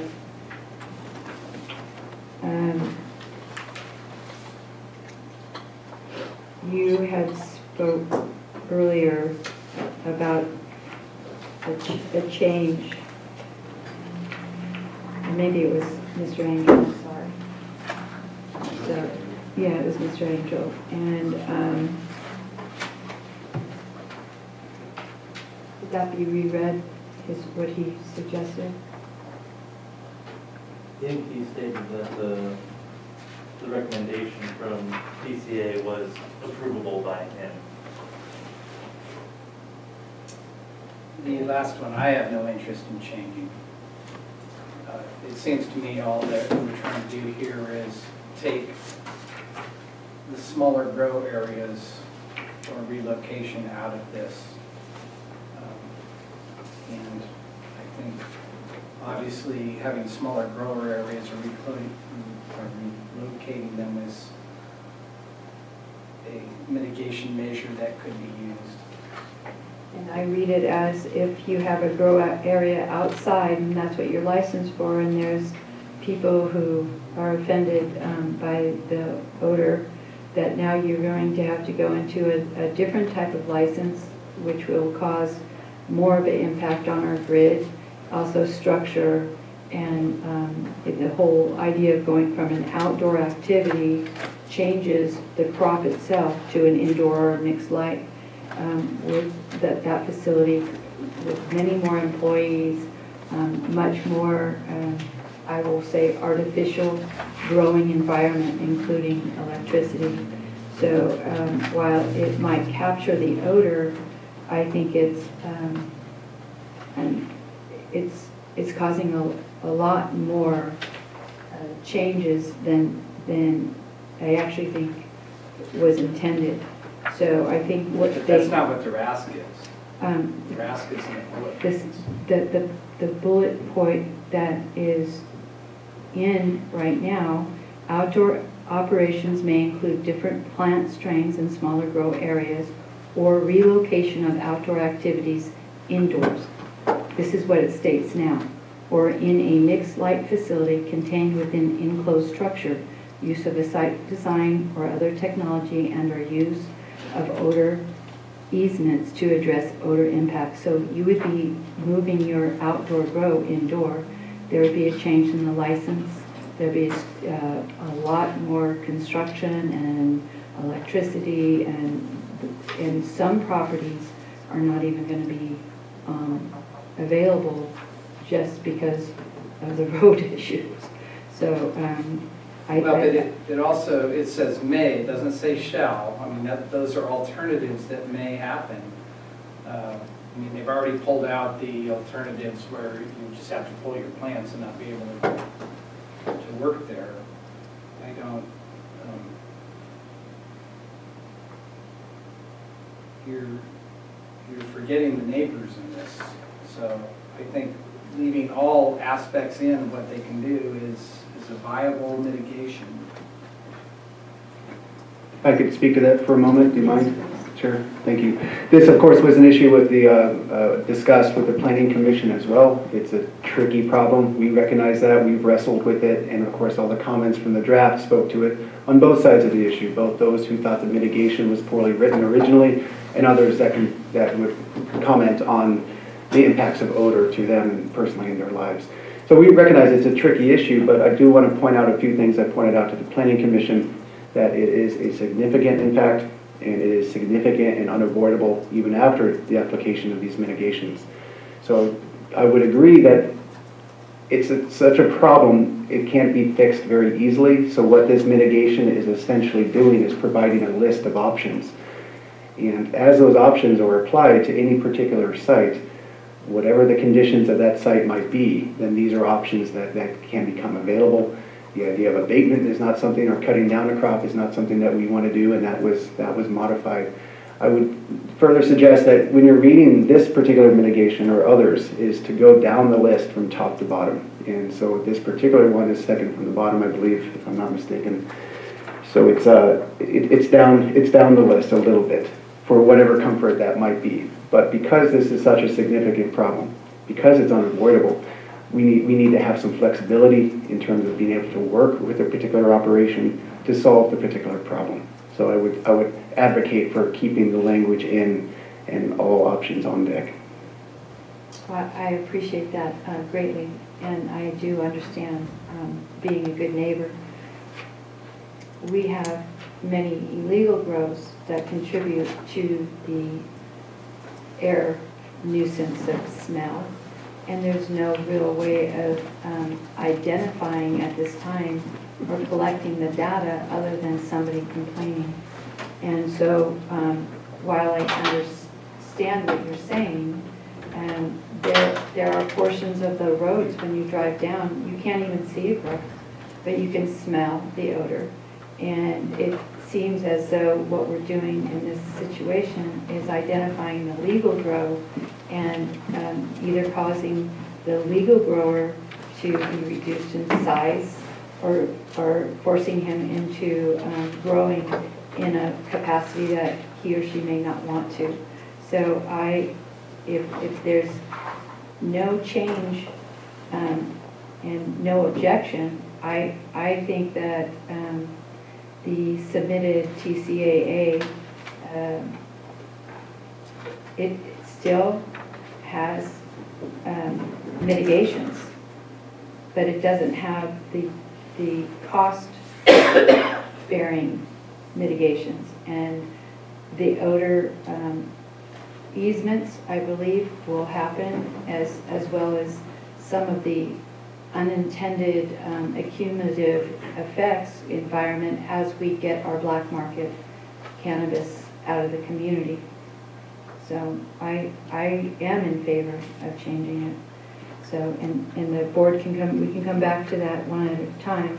And I feel these requests by TCAA are more than reasonable. I think that the clarification with the first one really helps, and I appreciate that. And looking at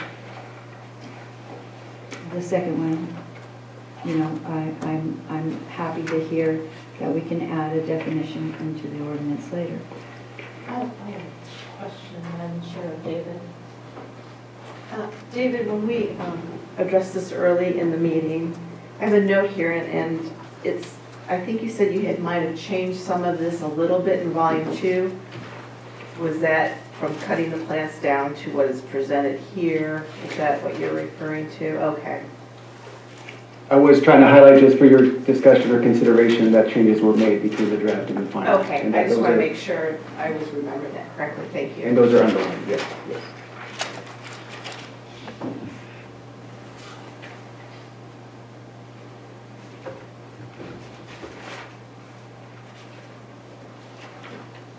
Did you have anything specific, Supervisor Brown? No, it's fine. Supervisor Moore? I think so. Supervisor Groves? Not with this special interest groups. We have the next one to talk about. Is that where we're going? The air quality? Yes. from public comment? I actually reviewed that part, I think it was this morning, it might have been last night. So I have no questions on their quality, I understand the concern, but I have no questions. Do you have any questions for public comment on their quality? No, and I'm just gonna move on, because if I don't hear Supervisor Finley and he doesn't text, then there's such a lapse. I'm not being, I'm not trying to shine him at all, but that's the only way I can go with it.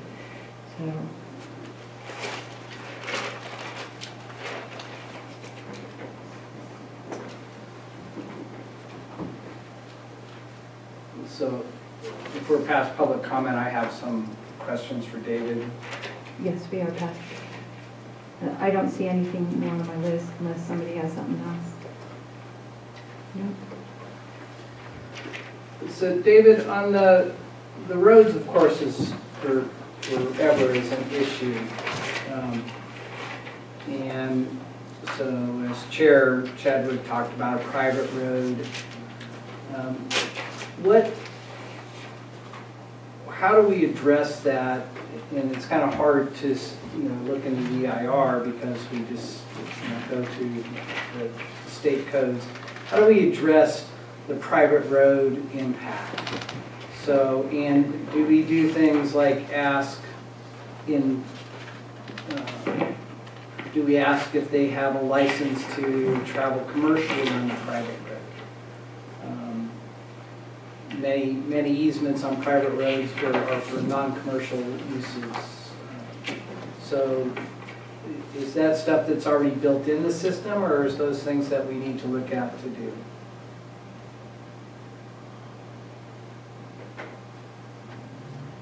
I could suggest that that the ordinance itself could speak to that particular issue. Otherwise, it would be left at the cannabis division level in terms of a policy interpretation. Say that specific issue of commercial licenses on a private road. This doesn't get there. This ordinance doesn't get there. And so whether you wish to address that now in certain language, that is the question before us all today about how and what to change, if anything. So if I understand your concern, are you going that route? Do you want it to be addressed here, or do you want the mitigations that touch on issues of road, air quality, water, and safety? Do you want that to stand? I'm not sure what you mean. Well, I guess that I'm a little lost on the road impact in the EIR, and especially in the ordinance, which we'll get to later, because we just refer to these different issues that they're going to take care of it. So like the fire safe road, or I'm forgetting the terms and I apologize, of the standards. So I'm not sure what we're mitigating and what we're not mitigating. So if we're talking private roads, we know we have these issues where a lot of private roads were designed to go to 5-acre parcels or 10-acre parcels, and they weren't designed to be commercial roads. So it seems to me that transportation on the private road should be mitigated somehow. And I don't know if that's being done, if what we have is adequate or not. And I think I just said the same exact thing over again. I appreciate that, yes. So yes, if we don't mitigate commercial travel on private roads, then I think that's something we should look at, if to answer your question. That's fair. And again, I would point to the idea that the EIR doesn't speak to that in terms of commercial versus private, in terms of the type of road use. It speaks to simply that the road is being used. It does have assumptions that relate to number of trips per day based off the number of employees. There are some assumptions built into it. But to your point that, say, private roads as an issue overall, I understand that maybe it's not in one particular location, but it is brought up in a number of areas. And so I don't want to repeat myself, I apologize, but I would point you to mitigation 3.10-1A that does speak in terms of water quality issues. related to road use. Those mitigations, we had considered the idea of shouldn't all roads be paved so they're not so dusty for the sake of air quality or water quality. That's infeasible. So this is an approach, again, to address roads in a number of different areas of environmental analysis. And so, in our opinion, yes, it is dealt with. And it's dealt with not only in terms of fire safe or Chapter 12.10, it's also dealt with in terms of the State Water Board in the State General Order and those requirements for site development. There is reference, of course, within the State General Order to the Rural Road Handbook, which speaks to not only, say, road safety, but road geometry, for sediment reduction, for water courses, making sure that culverts are sized appropriately. I would argue that roads are dealt with in a number of different ways, but not specifically in terms of a commercial use versus residential use. All right, so I'll save any suggestions I have for the ordinance on that.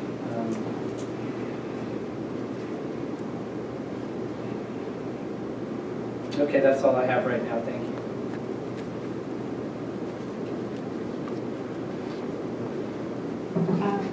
Yeah, go ahead.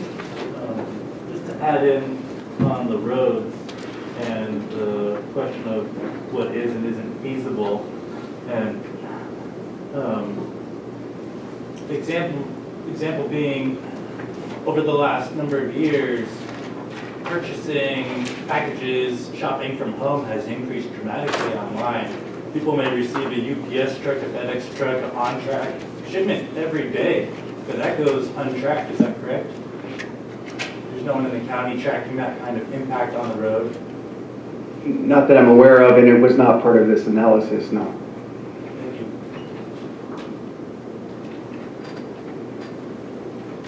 I would follow up on Jeremy's question. If I recall, water trucks weren't really considered because the ordinance doesn't allow water trucks, even though we have hundreds and hundreds of them. Correct. That would be considered an illegal activity, which is not addressed or analyzed by the EIR. Thank you. So remind me again, Mr. Cole, on Keith's Supervisor Groves, renewable, compliant, do we do that now or later? We just You wanted to include that in the ordinance? Well, in the ordinance, and I don't know if it needs to be changed in the EIR. That's If it's in the mitigation measures, it needs to be changed. We need to do both.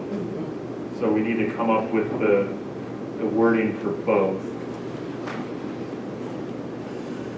So we're with a renewable. Is that 3 point? I think 3.8-1C. Renewable electricity. Are we?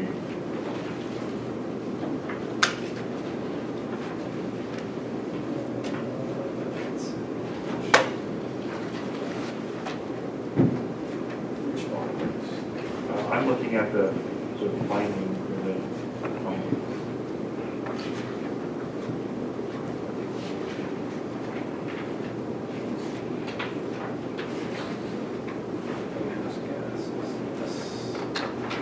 3.81C.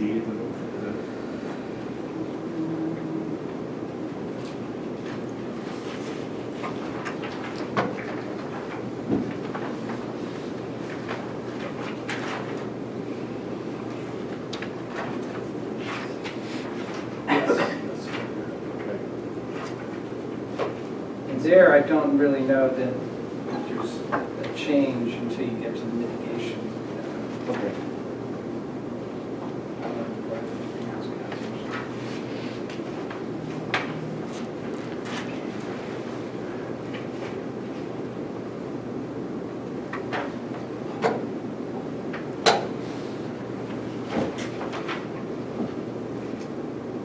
On page 43.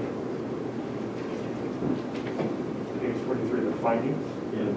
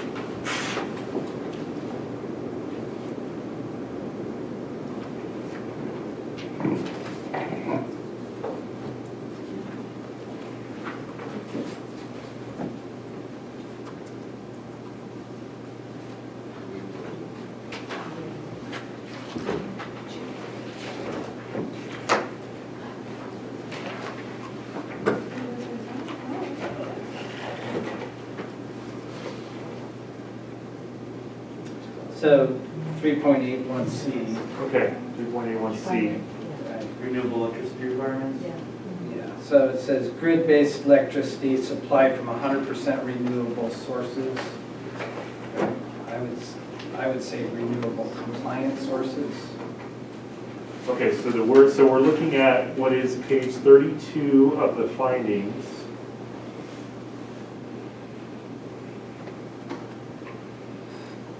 And it's near the bottom, it's 3.8-1C, renewable electricity requirements. And there's the little arrow that says all electrical sources for commercial cannabis shall be from renewable sources. And you're saying you want to change it to renewable compliant sources? Yes. So we would add the word compliant between renewable and sources.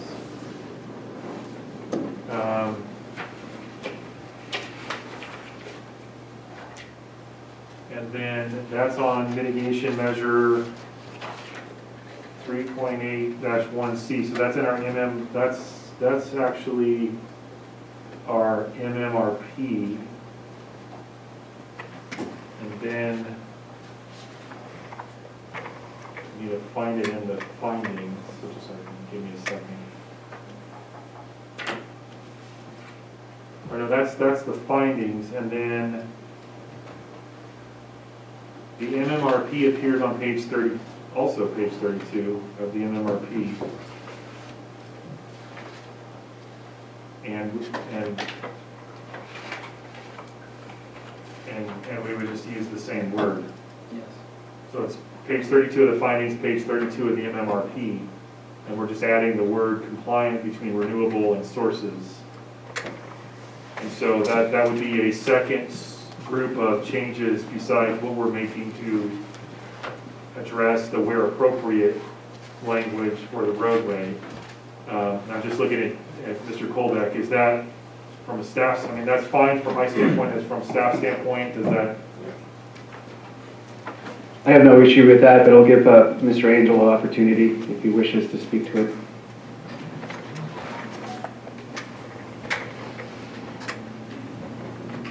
The change seems to be okay. Thank you, Pat. Just to clarify, we're talking about compliant, correct? That was the word to be added? Yes. Yes, that is fine. Okay. So just to take stock, we have suggested two groups of changes, one to deal with the roadway issue, one to deal with the renewable issue. And so if it's the pleasure of the board to adopt this resolution, we've identified two changes that at least some board members are suggesting. And I can help, for the sake of the record, flesh out what the changes would be when someone wants to make a motion. But that's where we are now. There may be further items for the board, but I just want to take stock of where we are. Thank you. And the site will be later, getting that definition. Yes, Supervisor Chadwick, you're correct, or Chair Chadwick, you're correct. The site would be something we would change in the ordinance because it really already is reflected in the understanding of staff as to what site means in the EIR. And if we adopt the language that TCAA used for outdoor operations may include different plant strains, use of site design and or other technology to address odor impacts, that would be now. If you want to address that mitigation measure, which number, if you want to take that up. 3.3-3. 3.3-3. It eliminates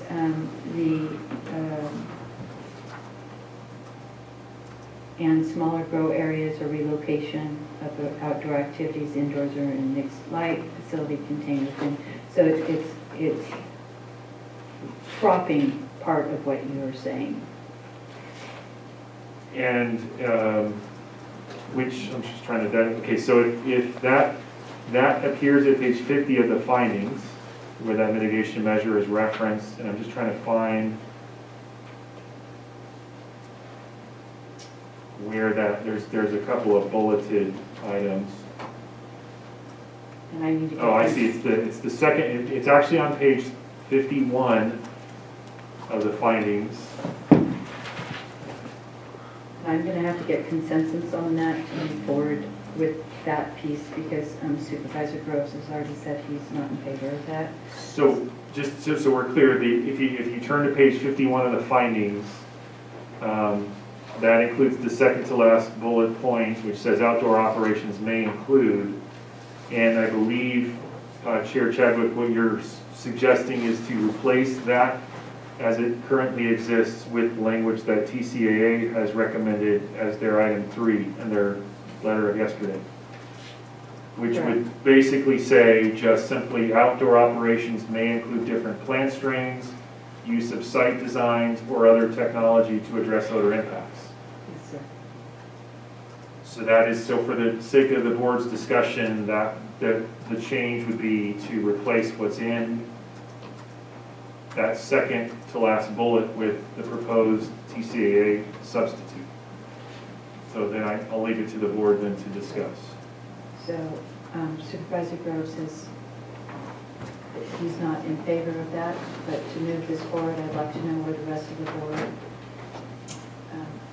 how they feel about including the suggested language from TCAA and replacing the previous. Judy? I'm processing. Okay. Do you have a? I'm supportive of it. You're supportive of it. Supervisor? We can't hear you, Madam Chair. I am so sorry. Supervisor Finley, the discussion before us is whether to include the wording that TCAA in their letter to us, number 3, mitigation measure 3.33. I am in favor of utilizing their sentence. Supervisor Brown is in favor. Judy's processing. Keith is not in favor. And so we're just, I'm looking for, this is not a vote. If we're going to move it forward, I would like to have consensus on the individual parts. Okay, who is not in favor? Supervisor Groves.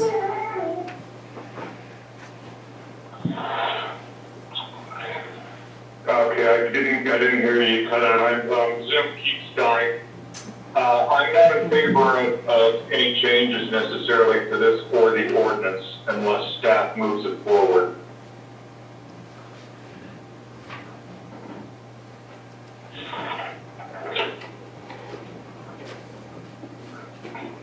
Thank you. Judy, so let me know when you decide.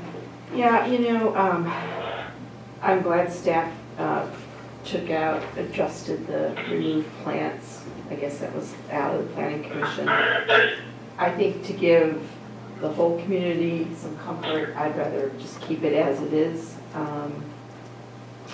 Otherwise, if they can't mitigate the issue, then they're also out of business. So I would prefer to keep what staff did change initially. Okay. So having heard that, I think we have consensus on everything else, as far as I can tell. The other 2 items, yes. The other 2 items. So is there any final thought by the supervisors? No. So I do have one question. Okay. It was mentioned here.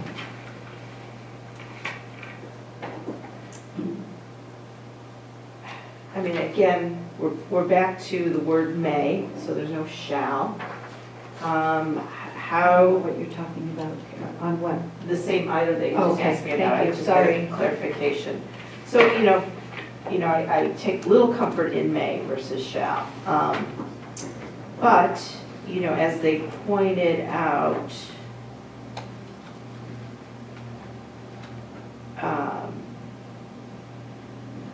the SB 67 language of outdoor operations only apply to the appellations. So how does that get married or not? I'm sorry, Supervisor Morris, what is the question again? Well, of course, we have may, so it doesn't mean they have to be forced indoors, if I'm reading that correctly. Right. However, when it comes to the appellation category, it is my understanding, as they pointed out in their note, that it only includes outdoor operations. So, I mean, I don't know how many you would have to force indoors and then they're taken out of that appellation status. That's I don't know, and I apologize if the staff are consulting on the spot, but do you have any data? What would cause appellation status to be lost? You can't cover any covers or inside of any structure. Right. Do you have any comments, Senior Planner Director? Not really. No, it's okay. No. I do not have a comment. So that would be my concern. Were you going to say something, Keith, or no? Because you know appellations. Yeah, the issue becomes is where should you have your facility? And if you have and I've been constant over the years on even different facilities, if you can't do your outdoor operation in an area, then that's not where you should be in business. So especially now, we're talking about a bunch of newer ones coming in. Mm-hmm. So I don't think we really have enough information on what the appellations, how meaningful they're going to be or anything until that's going to shake out years down the road. Well, and can this only be applied to brand new license holders? No, everybody's going to have to be compliant with this EIR. Mm-hmm.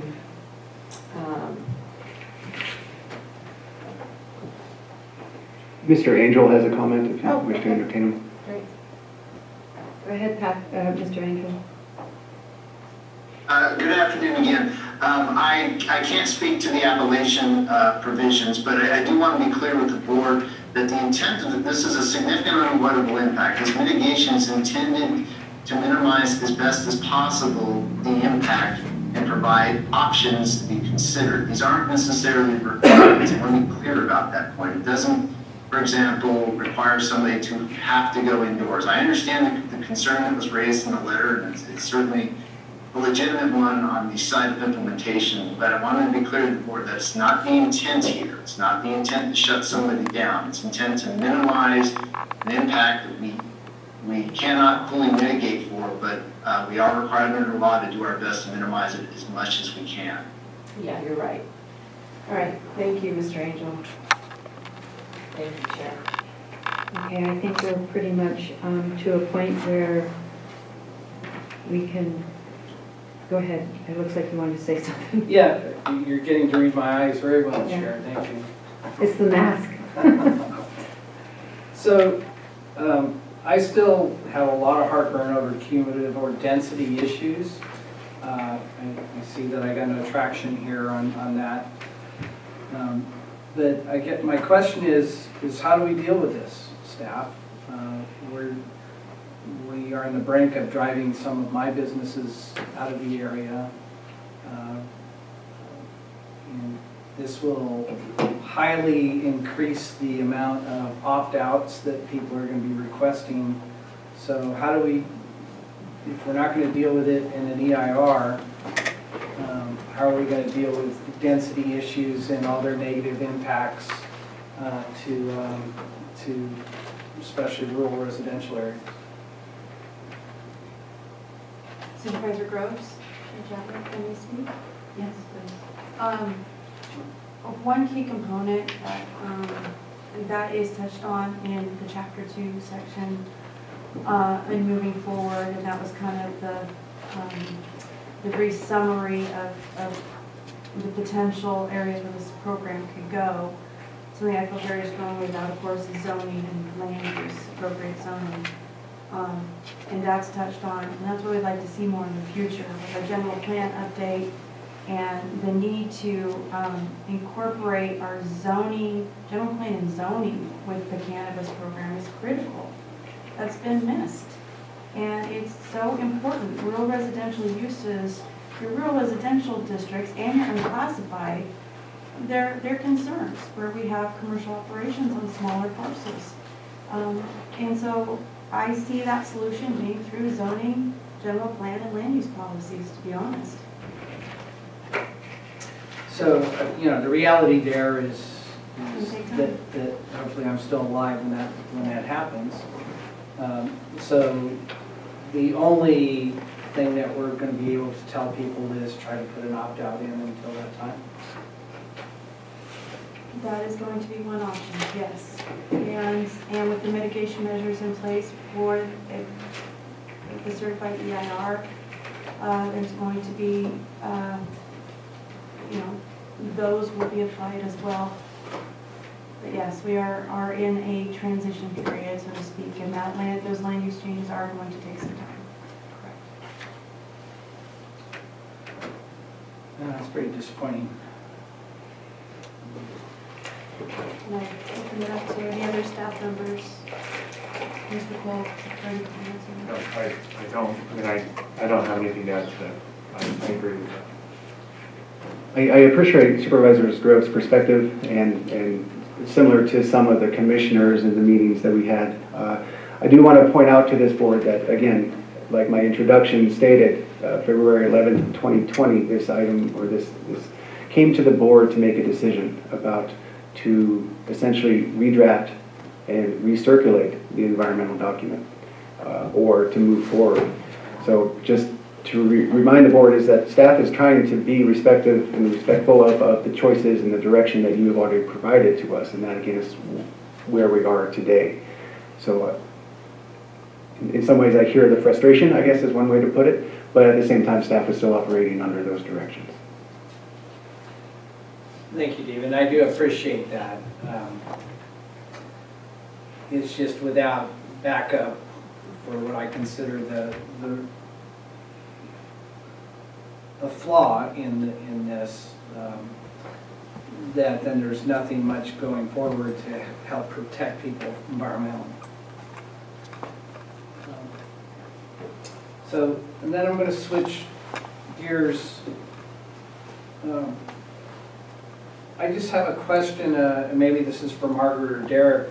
We have and this will come up in the ordinance section, but we have an urgency ordinance on the books that just passed about one license, one parcel. Isn't it my understanding that once this passes and once we pass that, that trumps the urgency ordinance? I can respond to this. So the board just adopted that language, and so we have made sure to transpose that language into this ordinance. And we actually, we're jumping ahead to the ordinance. We actually have a drafting note in the ordinance that, in a footnote, that references the fact that the board took that action last week, and that we're including that so that it will be codified along with all these changes. So the ordinance that you will be adopting as your next item, if it's your pleasure to introduce the ordinance, will carry forward the language that you adopted as a board last week. All right, so I'll wait for. Yes, okay. I'll shut up now, thank you. Okay, so I think we're ready to adopt a resolution which adopts the findings of facts of statement, overriding considerations under the California Environmental Quality Act. Secondly, adopts a mitigation monitoring and reporting program. And 3, certifies the environmental impact report, EIR, concerning the county's commercial cannabis program. Planning Commission recommendation that we certify the EIR. We've had hearty discussion, public comment. I think we've reviewed with staff and council. I would entertain a motion. So moved. Second.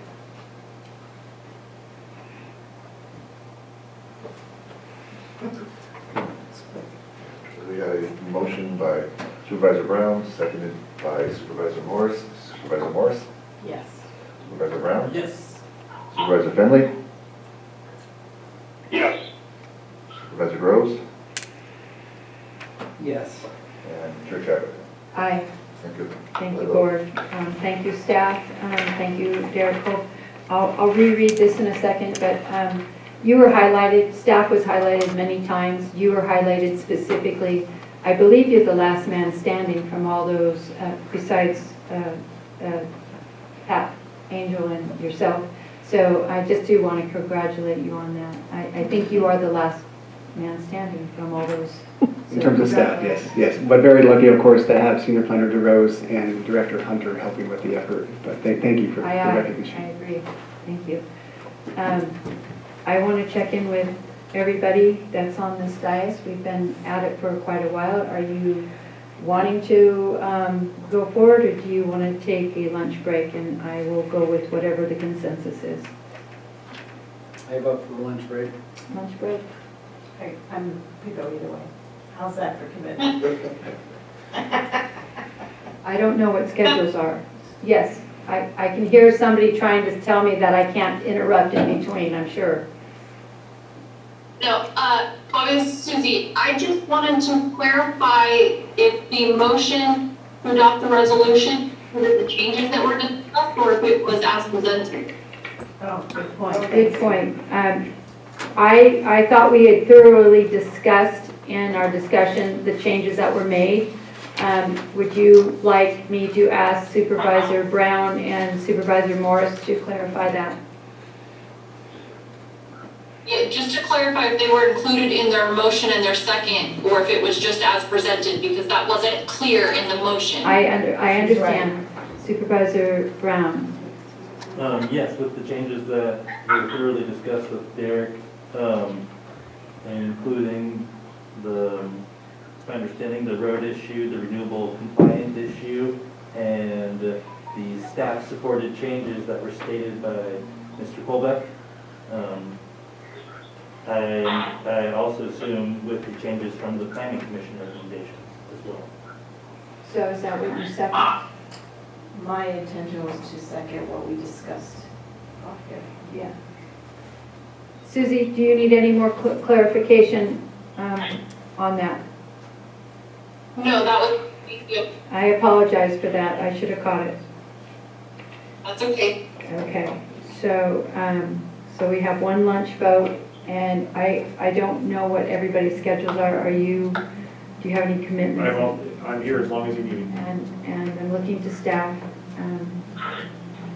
You're good? This is all I have on the schedule today. Pardon? This is all I have on the schedule today, and Mr. Angel is available for the remainder of the day, I believe, as well. Okay, so it's a quarter, it's almost 2. It is almost 2. Yeah. Do you want to take Maybe we should eat. an hour break and come back at 3? It gives us a little more. 3 o'clock?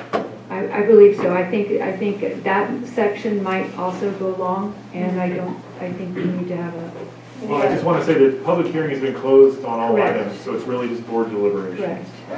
So they're welcome to join us back at 3? Yes. And to watch via Zoom. So streaming will restart at 3 as well.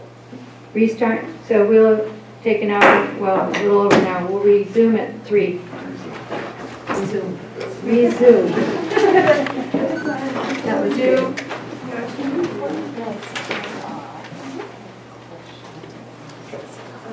No,